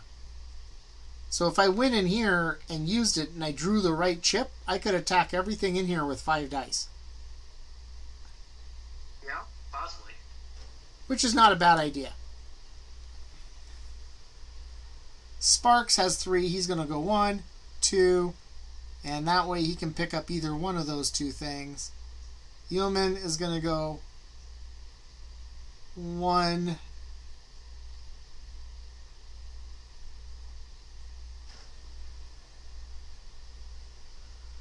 2, so that next turn he can pick up something. And the first officer is going to go... You got that stun pistol, you could go to sick bay too. Yeah, we're going to go to sick bay and try to clear you out. Don't forget that under one of those hypodermics is already the Marine. Yep. Okay, so I think that's everybody's move. And the mascot. Your mascot could go if you wanted to. Where is my Oh, I guess he could. He can't pick anything up though, so 1, 2, 3, 4. Yeah, but you know what he can do is he can stop you guys from moving anywhere past him. Does he stop moving? Huh? That's what I was just gonna ask. Did he stop movement? Apparently he does. Yeah, he stops movement. So that's my little stop you in the middle of your tracks right there. Okay, let's go left to right for attack. 1, 2, 3, 4. Okay, so left to right for attack. Over here, I don't have any weapon. I'm going to try to stomp on the egg, though. And I get to roll a whopping 1 dice. Yay, a 6. You roll it instead of just setting it down? Oh, sure. Just because it was something you didn't want. Whatever. Well, you literally picked it up and set it down as far as I saw on my screen. Yeah, that's why I try to right click and roll on it. And it still came up 4. Okay, so I don't smash your egg. Do I take any damage or did like No, I just don't smash your egg. Okay? Okay. Now, some weapons may be tossed or fired into adjacent areas or down passageways. Use of each weapon is described in the starting of the page. Oh, yeah. Yeah, I actually don't have to go in here. I can just toss it in. So we got a knife on the cook, though. Right. So the knife on the cook. So the effect of the weapon is determined by drawing a weapon chip from the cup each time a new weapon is used. 2 weapons will have adverse effect on any crew present in their blast area. Rocket fuel will do 5 dice to kill on all crew, and a gas grenade will do 5 dice to stun on all crew except the robot. Any weapon dropped or thrown by a crewman or left behind when he dies remains on the board, may be picked up during the grab weapon phase, except for a bottle of acid, rocket fuel, gas grenade, or canister as arguments. Once those are used, the counters go back to the appropriate starting player. So now, there's 2 types of weapons. Handheld weapons and thrown. Okay, individual and area effect. Hand weapons, welding torch, etc., throwing. Individual weapons affect only 1 monster. Area affects all monsters in the area. Line of sight. Attack restrictions. And a crew member who moves into an area containing an adult or baby monster must stop. If he attacks on that turn, he may only attack the monster in that area. Crewman who starts in an area with an adult baby may stay there and use the ranged weapon against the monster in another area. Okay, so now I get to draw a counter and see what the hell the knife does. So let's see what we got. Pulled the counter out, and it has no effect.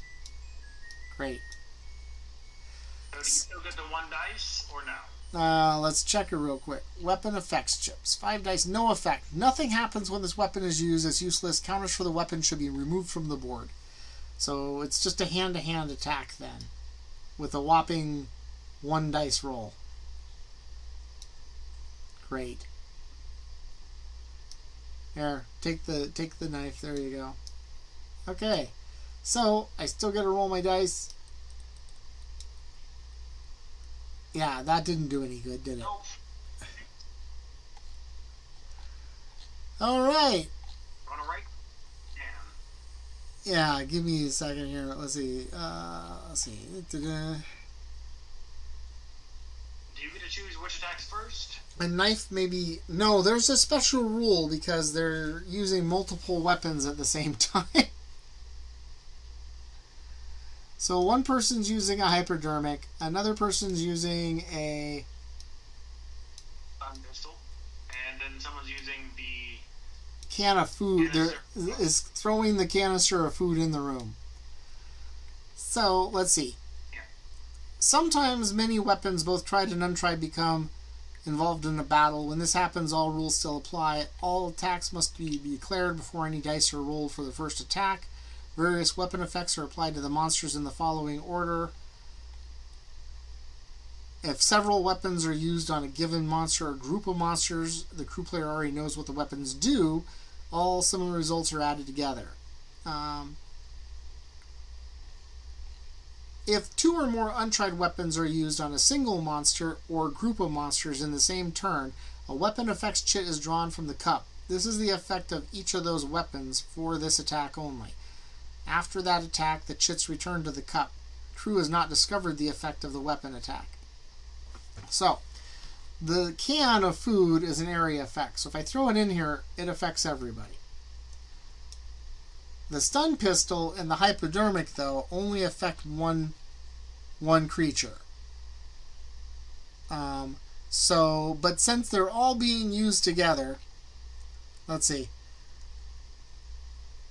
Or tossed in adjacent area. Are they all being used on the same monster or what? No, what happens is the stun pistol is used on one monster because it has to choose one monster, and the hypodermic is used by one monster because it has to be chosen.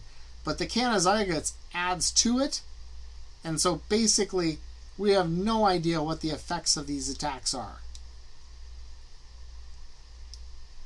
So my take on this is that we're going to draw.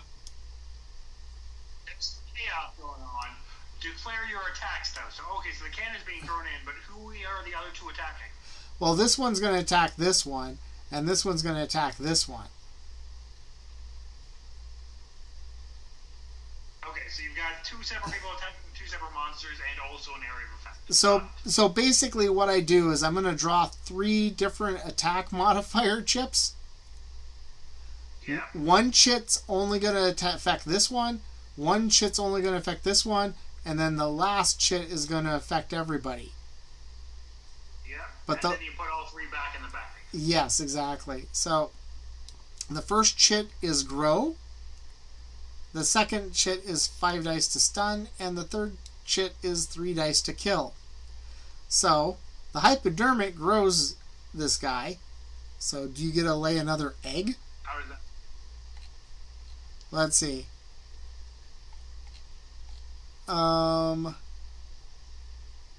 Okay, so the various weapon effects are applied in the following order: grow, shrink, dice to kill, fragments, and stun.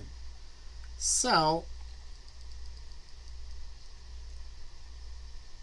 this is great. The grow. Now we roll 3 dice to kill. How many times? 1, 2, 3, 4, 5, 6, 7 times. Yeah. So first off, yeah, you added it in, so it grows, and then yeah, was it 3 dice to kill? Okay. Yeah. Does he add his like native No, 3 dice? Or no. It's that's only hand to hand. yeah, yeah. Okay. And since neither of these do dice, it doesn't add to those dice. Now, like if this did like 2 dice of damage, but that doesn't work out for me. So ironically. So 11, 12. Oh, I gotta specify here. Let me restart because I gotta specify which one. So this one first over here. Okay, and it is a failure. He's fine. This egg right there is dead. The next egg next to it is dead. The next egg next to that is dead. And the last one is... How come I get good rolls when I was rolling against the eggs, but I got crappy rolls otherwise?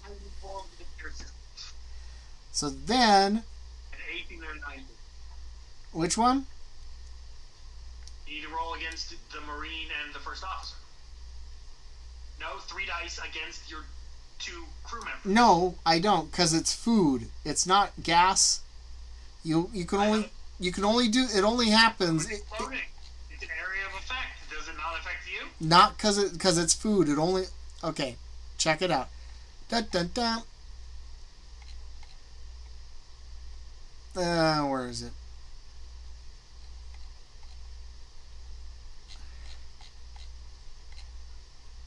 Okay, let's see.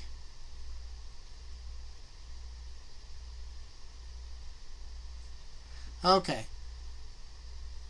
2 weapons have adverse effects on the crew present in their blast area. Rocket fuel will do 5 dice to kill on all crew, and a gas grenade will do 5 dice to stun on all crew except the robot.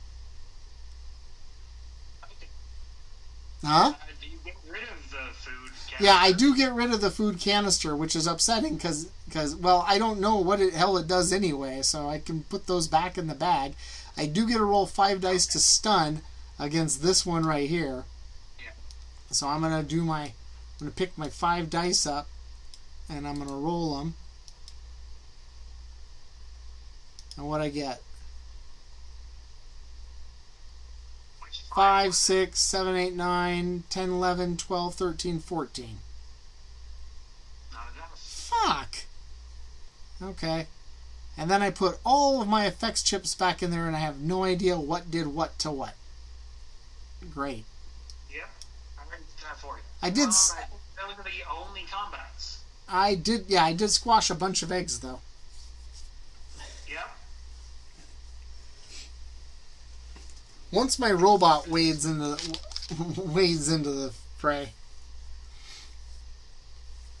Okay. You can wake up when you get the opportunity. So now it's your turn. Yep. And so... I start growing. Yep. I'm going to turn all the eggs into babies. Good. Thank God I killed those 3.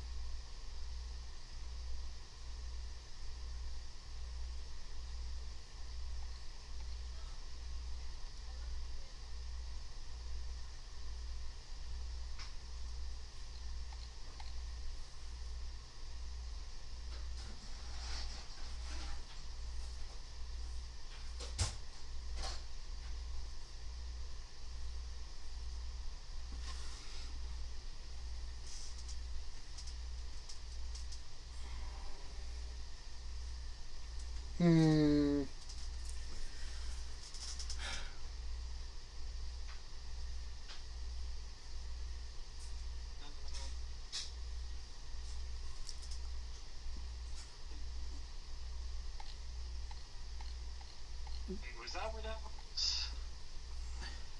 Yeah, that's where that was.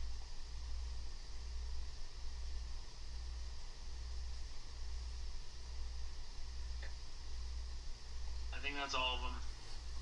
Okay. I think no babies left. Let's see about moving.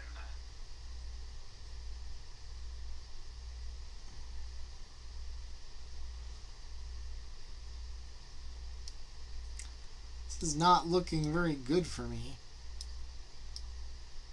1, 2, 3, 4, 5, 6. 6 members of my... What is that? Over half of my crew is dead.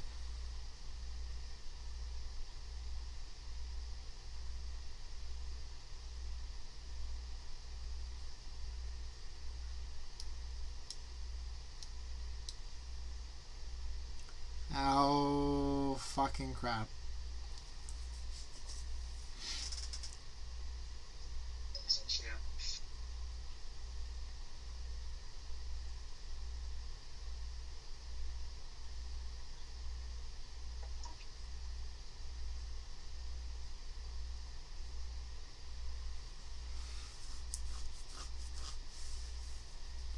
This is not looking good.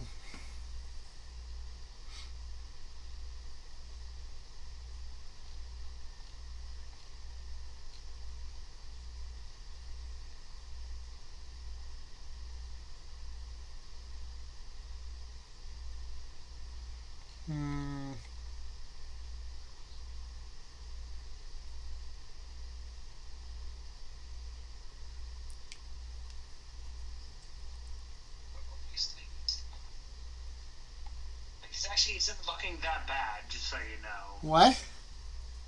This isn't looking that bad for you. Yeah, right. Now maybe it depends on what effects these weapons have when I get close to you.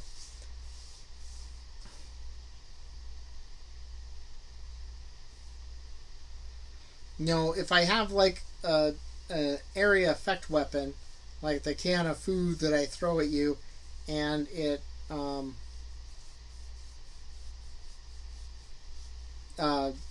causes you to grow, and I throw it in a mass of 4 of you, that's not a good thing.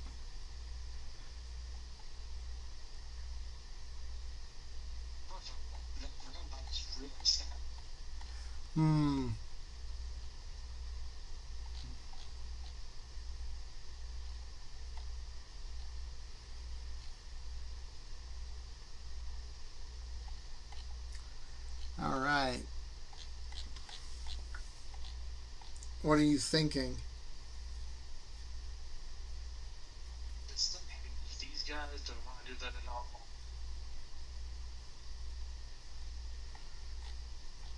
Now I'm like, how many tokens of each do you have in there? You got like 12 eggs and 22 fragments and 7 adults left in there. So if you used up all your adults in here, man, that would suck because I'd be swarmed. It says running out of monster counters. If you're limited to the number of counters a game, if you run completely out of any one type of monster, it probably means the green things have the upper hand. Yeah. I think I am going to leave it like this. And I'm going to attack. So starting with the left, I need 6 dice. 6 dice against my pilot?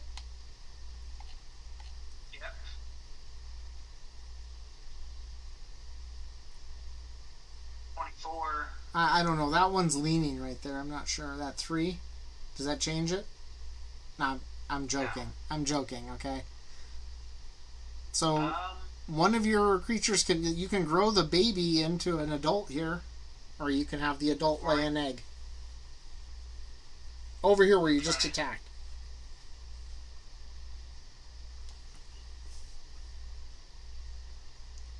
Because you just ate my guy. You jackass. Alright, there you go. Okay, now which... Now which one? Look at Captain Yid. Or Yid. Yeah. 6 dice. It's a 27. This is actually going to be a hard one to hit. Yeah, I hope so.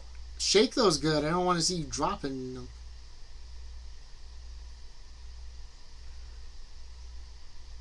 Yeah. It's only 21. Yay! Your captain lived another day. Yay!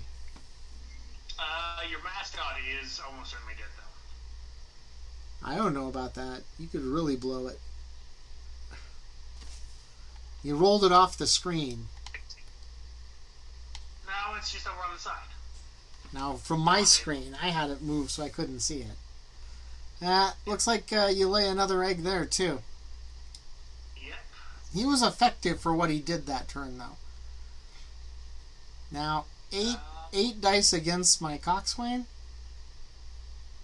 Yep. Totally ignoring the 2 here with weapons.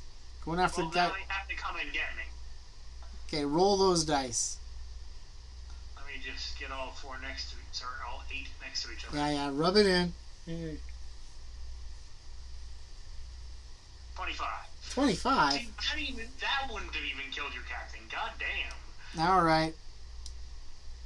Now you gotta lay another egg. I think that's all you gotta do. Okay. Yep, that's it. Now it's my turn to die, I guess? I don't know. Well, first you pick things up. Yeah. You got a couple people picking So up that guy picks, yeah, a couple of them pick up a can of food. He picks up an electric net. He's already picked up something. And the pilot doesn't have anything, but he can move 3. So he goes 1, 2, and 3. And holds up there. Oh, wait. I'll wait for a second. Now it's move. So I'll go 1, 2, 3, and move him first. And then I'm going to move over here and do this. So this guy goes... He has to go here because he has to stop because there's a green thing there. Which he cannot win against unless he fights with the captain. The captain could, I guess, leave. Yeah, I could leave and I could shoot in there because it's a ranged weapon, but I'm just going to stay in there. But this guy right here is going to go over here. And those 2 are going to be in there. Going to use an electric fence. Yep. Let's see. That guy has a 3 and that guy has a 3, right? So this guy's going to go over here. And he's going to throw a can. He's going to throw a can out into the hall here. That guy. Okay. That one stays in there because it's. And this guy. I want to find out what these weapons do, so I don't want to just arbitrarily throw multiple things into a hall at the same time, you know? But I'm sort of immobile. Can you attack an adjacent room if the room you're in is full of people? Huh? So if he were, say, in this hallway here or this hallway here, could he attack this one through the door? Yeah, I guess he could, because there's the because yeah, you can do that. In fact, I think I'll do that by moving this guy up there. Okay. So we'll do that, and then we'll do this. And the one with the hypodermic needle has a move of 3, and they're going to go over here and attack the baby over here. There, now I can actually figure out what the hell these things do. Maybe. The robot, of course, moves 1 space. And he has a blowtorch, which is not a ranged weapon. not right. Yeah, only in the same area. But the baseball bat, so he's gonna go 1, 2, and stop in here. And he's gonna go 1, really just want to know what the food's going to do. So I'm going to stop right there. The guy with the rocket fuel down here can move 2. He's going to go 1, 2. Okay. And this guy who has a fire extinguisher can go 2. He's going to go 1, 2 as well. Okay. So now we resolve attacks. We'll start with the captain up here who has a stun pistol. So let's see what the stun pistol does. The stun pistol does 3 dice to kill. Yay! So he's attacking the baby or the monster? I'm attacking the monster. Well, no, wait. Let me think about that. No, I was The at... dice has an average of about 13. Yeah. Let's see. That's the same thing as if I hand-to-hand combated it. Yeah. So, let's see.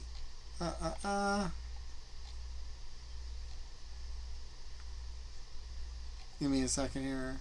I think I got half an hour left to end, just so you know. What was that? I only got about half an hour till I need to be done for the night. Oh, okay. Uff. Okay, 2 weapons have adverse effect on crew presence and mass. So I'm going to shoot the baby. Hell with it. Go out, baby. What'd I get? Yay! I finally killed something. Higher than 12. Finally killed something other than an egg. I stepped on eggs pretty good, but, you know. Okay.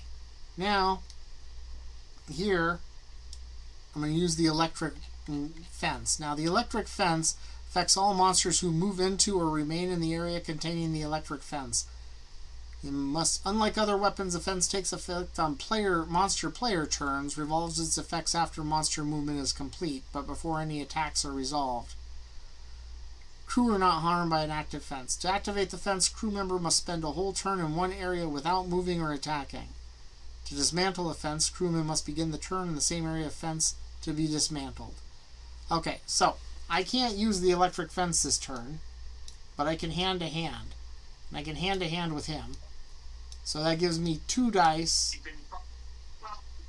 Yes. Yeah, 2 dice against a 12. That's great. And I roll and get... Oh, so close. So close. Yep. You know it. I was so close.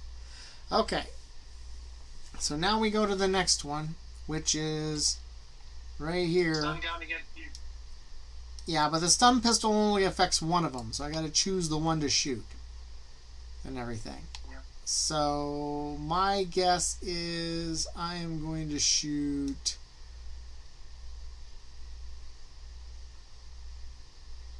I am going to shoot the egg. No, I'm not going to shoot the egg. I have 3 dice to kill. But my chances of killing you with 3 dice are pretty small as an adult.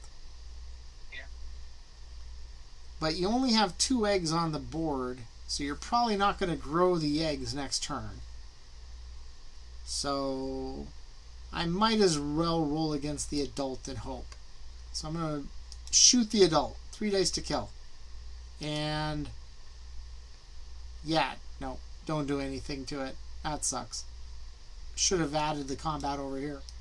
Okay. So let's do this one down here with the hypodermic next. Let's see what the hypodermic does. What does the hypodermic do? 3 dice to stun. That's better than nothing. Now, that person only has 1... Now, does that person have 2... That person has 2 dice for combat. So... Probably not going to be okay. Yeah, I'm going to roll the 3 dice to stun. And I get... It's 5 to stun.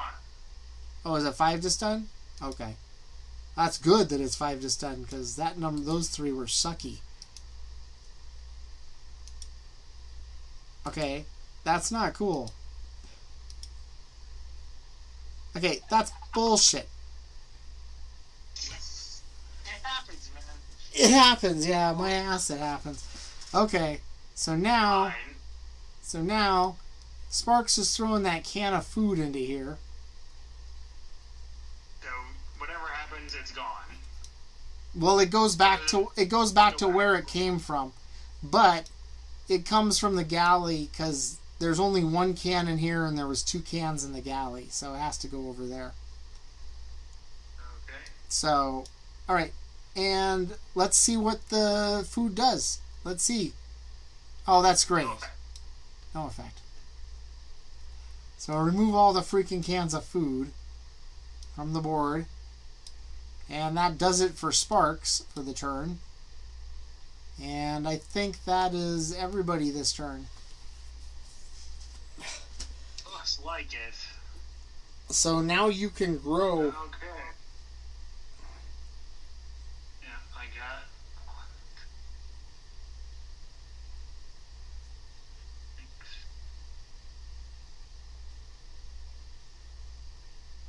I got enough adults.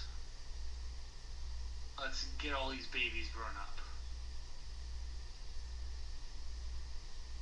Ah, crap.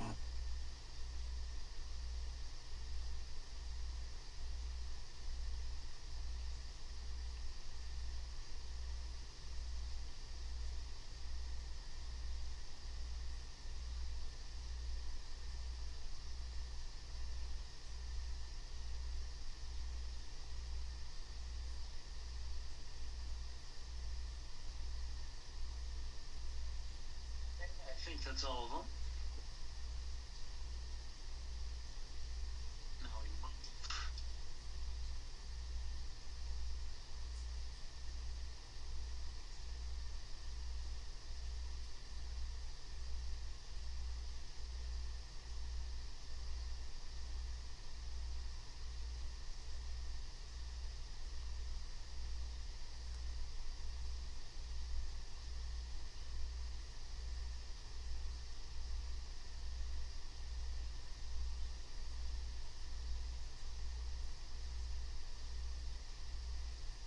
There's a baby I forgot.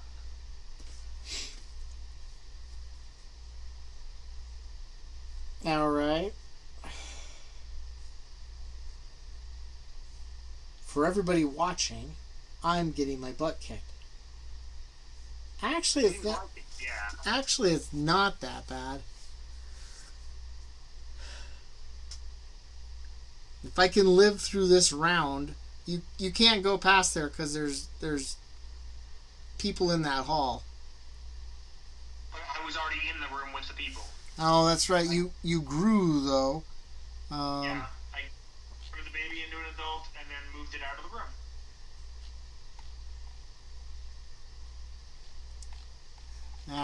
That seems pretty cheap, but okay.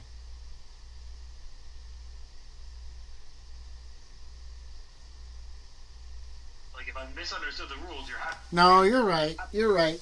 You have to stop when going in, but you don't have to. You can always leave. So, and try to take my captain out. I get you.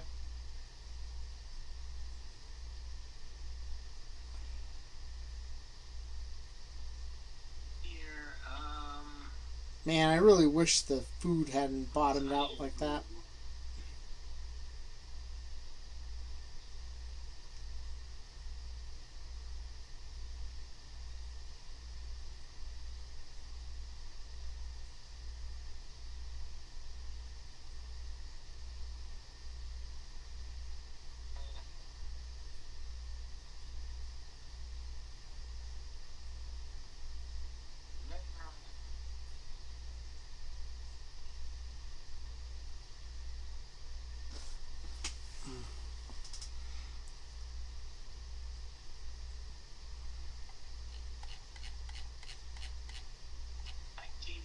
and the stun gun. Don't know what the pool stick does yet.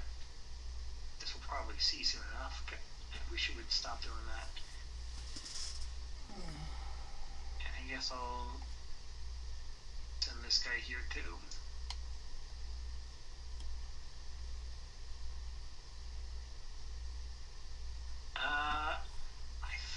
my movement. Okay.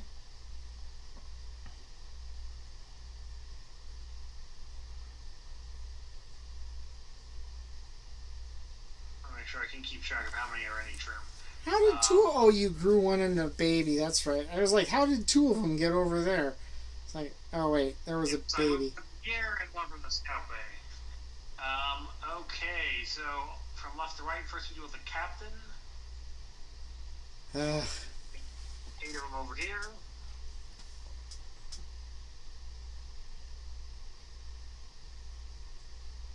$36. What? God damn it. Okay. Get an egg. The bait and an egg to add to the pile. Next, let's deal with. Is this the marine that has the? Yeah, the marine has the hypodermic.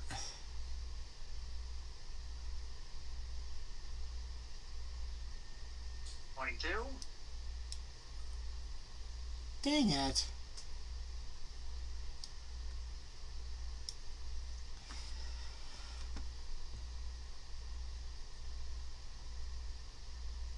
The one in the mess deck is going to attack Sparks. Fine, I like Sparks. We'll take Sparks out. Well, he's safe. I only got 9. Yay, Sparks.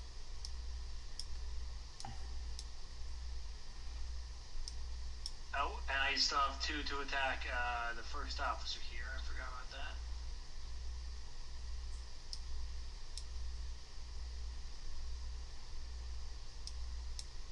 $32. God damn it.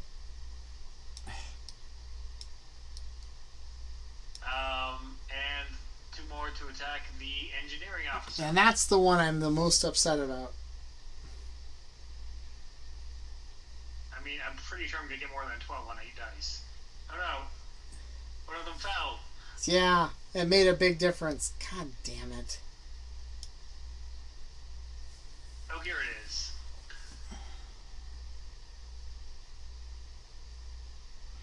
I should Lay an add egg. Yep, lay an egg. Egg here, got an egg there. I think that's all the eggs. I think that's all of the conflicts as well. Alright, so Okay. now it's my turn. Yes, you get to pick things up. Like the acid. Yeah. So he's gonna pick up an acid.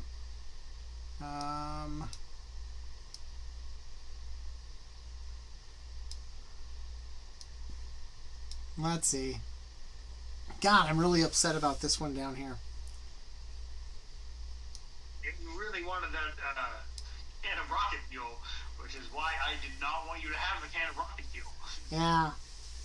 That's distressing that I don't have that can of rocket fuel. Okay, so let's see. The fire extinguisher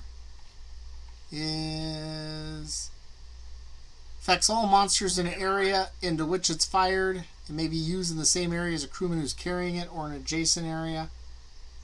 So I am going to have him use a fire extinguisher on everybody. Hold on. Come here. Okay, he's going over here. Come on, you pieces of whatever. Okay, so this guy's staying in this area here, and he's using the fire extinguisher in here.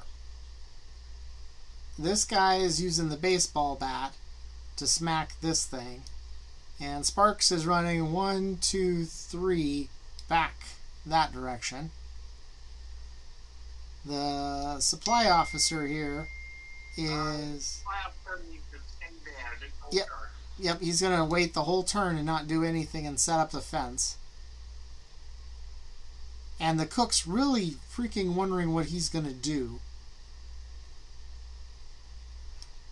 I think they're going to go into here and help attack that thing.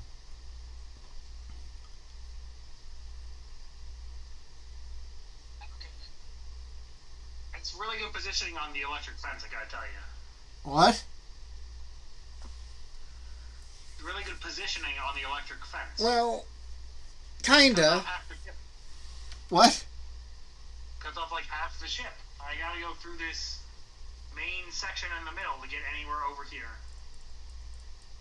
Yeah, it's true. Let's see. The robot is going to move down here with these two. Okay. As is this guy. So these two are going to go down here. Leaving him strangely, well, and the pilot's coming out with the acid. And so that's going to be two weapons there, so we don't know what the hell either one's going to do after it attacks. Because they're both area. At least we'll know what the pool cue does. And the welding torch. And the welding torch. Yeah, because this is... Okay, so this, we'll do the pool cue first, because it's just a pool cue. Hopefully it does damage, and then it can add the other hand-to-hand to it, and I can actually kill it, but nope, it grows. So you can lay an egg there.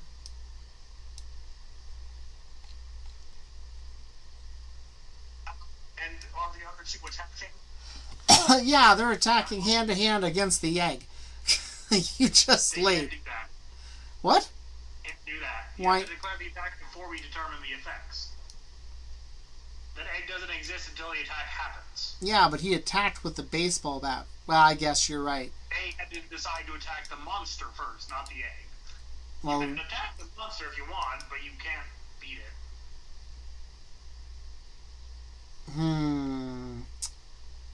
Let's see. So the pool stick causes a monster to grow. And I'm pretty sure the problem with it is, let's see. Okay, let's see. Ba-dum. So you got the fire extinguisher and the acid. And you have the electric fence set up. Yeah. Remaining there. So we're going to throw the acid and throw the fire extinguisher, well, spray the fire extinguisher, which is going to cause it to grow. Well, one of them will do that. Won't one do something else too? No, because it's a multiple effect. I do believe. Hold on, let me double check that. If two or more untried weapons are used on a single monster, the weapon effect chip is drawn from the cup. One weapon effect chip is drawn from the cup, and this is the effect of each of those weapons for this attack only. After the attack, the chip is returned to the cup. So you get to grow twice. Grow twice. Okay, so these two babies grow into two more adults. No, they're eggs. Those are eggs. That's what I meant. The two eggs grow into adults. No, the eggs grow to babies. Okay, I see. Your adults are growing into eggs, and you're going to put two more babies on there. Yeah, so I had two babies for that. And those will turn into... Yeah, add two babies from these two adults. These two eggs become adults. Yeah, no, they become babies. Eggs turn into babies. One at a time. So these two eggs, they turn into babies. Yeah, okay, there you go. These two adults lay eggs. Each. See, you could have just added... That again. What? So these two adults lay two more eggs. No, why are... Oh, because yeah, you're right. Because it's a multiple grow. So yeah, you're right. Ugh. So now these two, let's do this from left to right. So we add one egg. We add another egg. This becomes a baby. there's that.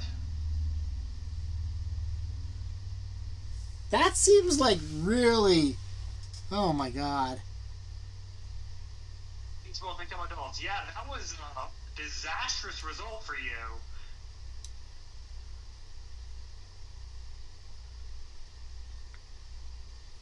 Let's see, I'm reading the example just to make sure. 4 adults and 2 eggs. And these go back where they came from, right? Because they're thrown? Yes. Well, the fire does. the fire extinguisher does, but the acid doesn't. Okay. And then Grow goes back in the play. Yep. Wow, that really just sucked. In all honesty, let's see. I still have one. Let's see. I have a robot with a welding torch, and I've got Sparks. I'm taking that. He's dropping the baseball bat. Sarge is 3 dice, so I can use 7 dice against one of these guys if I want to. Huh? Yep, I'm gonna use the welding torch anyway, because I want to see what the welding torch does. And the welding torch grows. Great. So, I'm not sure that properly went back. You want to draw another one? Okay. 5 dice to stun. That's nice. 5 dice to stun. That's nice. Let me go ahead and put the 5 dice here together. And I'm going to roll to stun this monster right here. Because I like that monster and I want to stun it. Because there's no way in hell I'm going to kill the other one with Sarge. So, roll. And, yep, that stuns it, right? 12, 13, 14, 15, 16, 17. And Sarge is going to stomp on the egg.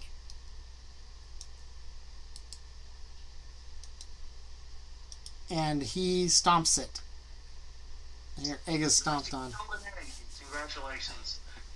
And I know what one of the weapons does now. Yep. Okay. Well, I'm looking at this. I'm looking at this board right here. And I'm really thinking there's not much hope for my characters to even get off the ship. Where would you do that? Any of these shuttlecrafts down here. I getting over there, sorry. I mean, maybe the robot could fight over to the scout bay, but everybody else would be devoured on the way. So I think we can call this. I think we can call this game. Good job, Josh. Good job. Thank you so much. That's amazing. That double grow is definitely just the death now.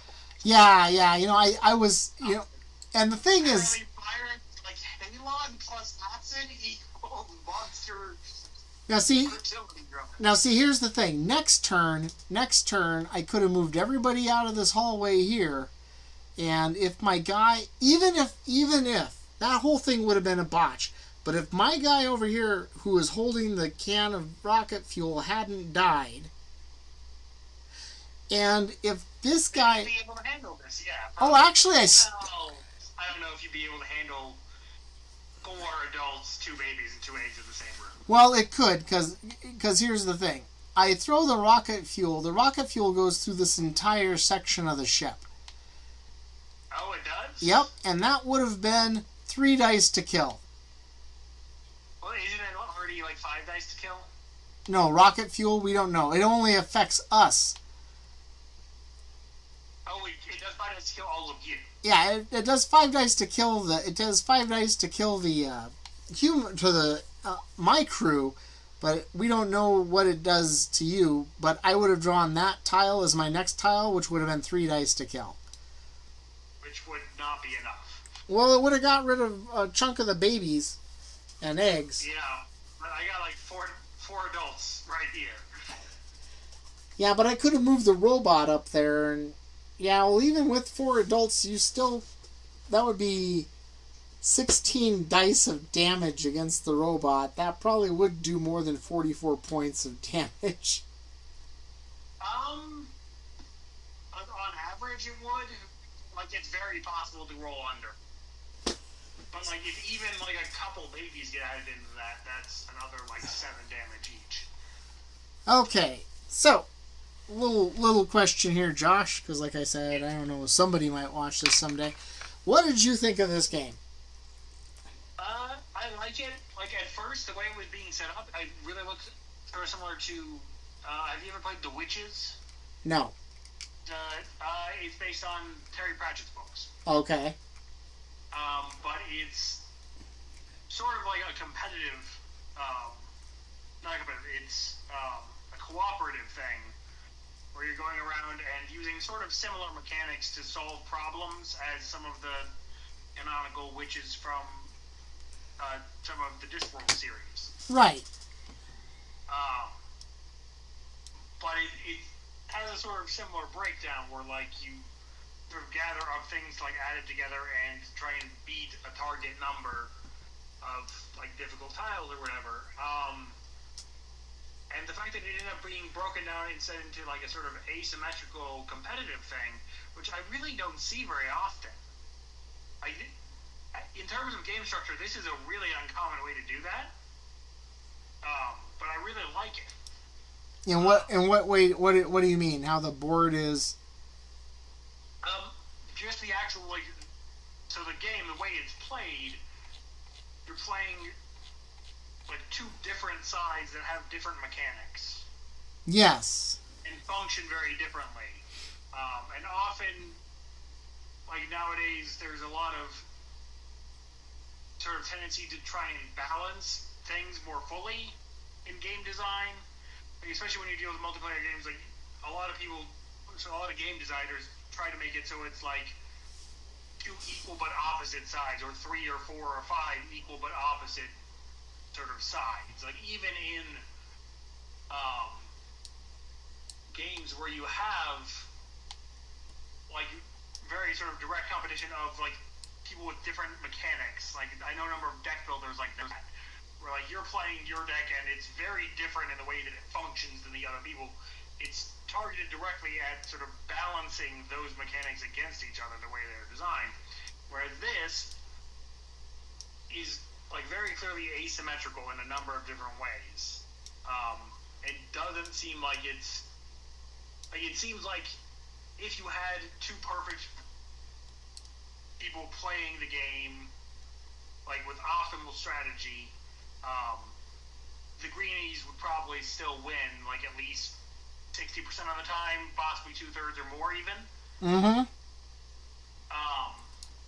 Which I like that. Yeah, it's so you make sure, like, you do repeated play, like you don't have one person who gets that the whole time, or like maybe like if you're playing with like a younger kid or like your child or whatever, or like somebody else that you're teaching and you're an adult who's like better at sort of thing, like you give them the advantage on purpose to make it more even or something. right. Now they Like, did. Mm-hmm. I like that. I liked that they were willing to sort of be deliberately asymmetrical in the different sides level of power. Well, and they did make it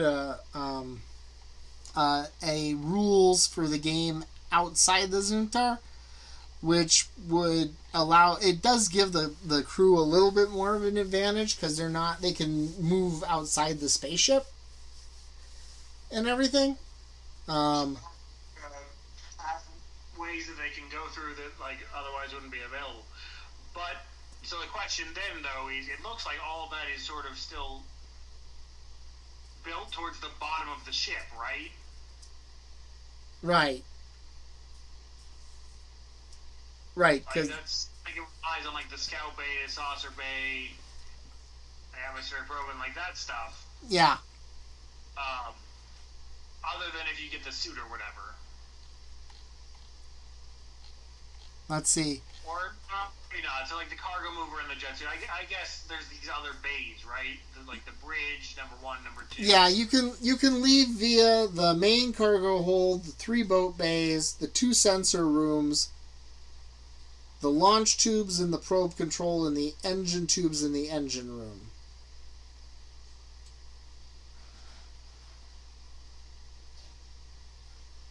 Okay. But the green things don't need to. But the that green. Would definitely sort of stop what I did, which is what I like. I very deliberately took like a sort of sweeping strategy, because that would allow you to sort of flank and to definitely even that up a bit more. Well, I can see that. except the green things don't need to breathe, and they can stay in space for a long time. And in the time scale, I can go in space too. And in the time scale of the game, can grow and reproduce normally. Yeah. Wow. Yeah. The earlier version of the outside the Zuntar rules were in the Dragon magazine. Okay. They help the crew more than the green things, though. Yeah, I can see where that would. It's definitely not a super balanced game, though. Yeah, but like at the same time, like it's also not intended to be. Is the nice thing. Yeah. And it's like in a lot of ways, like usually when you say that, it's a criticism because it was clearly designed such as that it should be balanced in a lot of modern games, whereas this, like, that was clearly a deliberate choice in a way that, like, really works thematically. I like that. Here's a funny one. I'm reading through the strategy tips for the crew from Tom Wham, the guy who made this. Grab as many weapons as you can get, even if you don't use them right away. You may need them later. Carefully test each weapon on one monster at a time whenever possible. Nothing is more discouraging than a passageway full of 22 fragments. So, actually, that's a question. When do the fragments come into play? Well, one of the weapons will say 1d6 fragments. Okay. I thought it might be like when you kill one of the adults. No.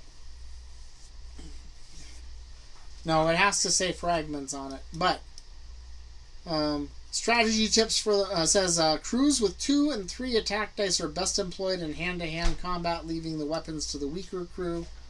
The strategy tip on the monsters: on the first turn, attack as many of the crew as possible. You can replace your losses the crew can't. Once the crew has found a good area effect weapon, disperse as many monsters as you can spare to quiet areas of the ship to lay a lot of eggs.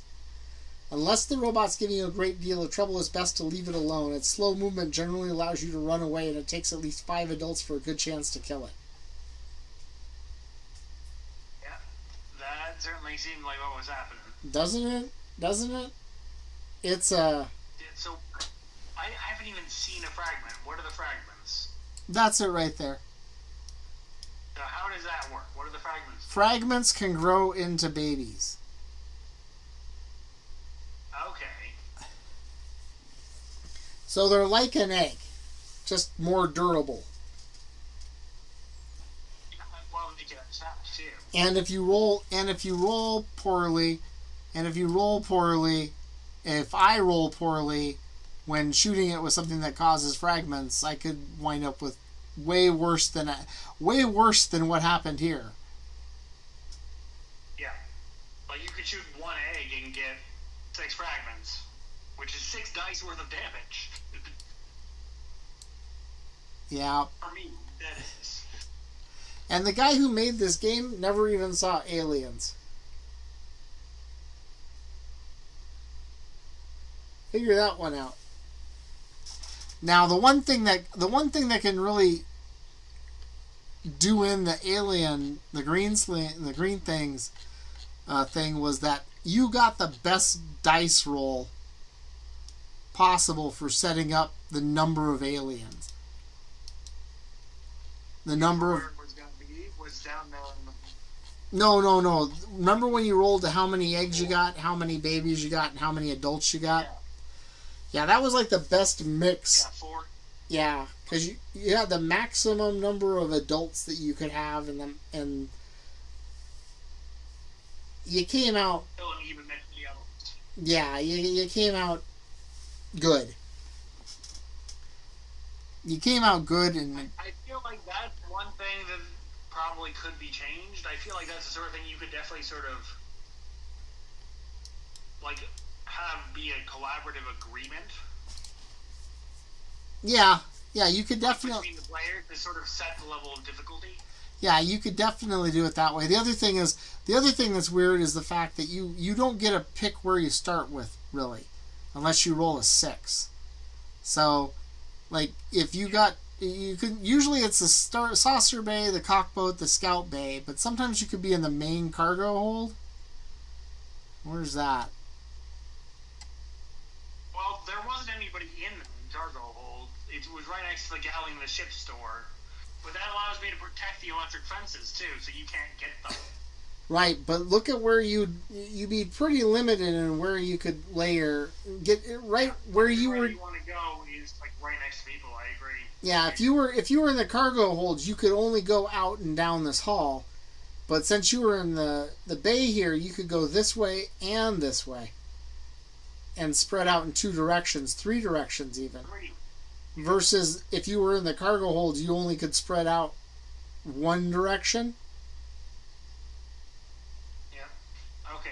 I do actually need to get going. Oh, well, thank you very much, Josh, for playing. Appreciate it. Yeah, it was fun game.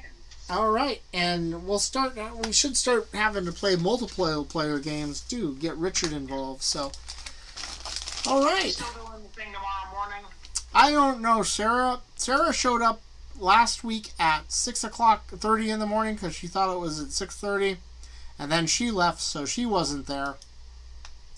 And everything, and I thought because you had been sick the day before that you just weren't going to do it. Yeah, so let's just hold off to thing, and I got to regroup with Sarah because she got a new job, and let me figure out what my schedule's like and when we're gonna play stuff and try to schedule more stuff. Okay?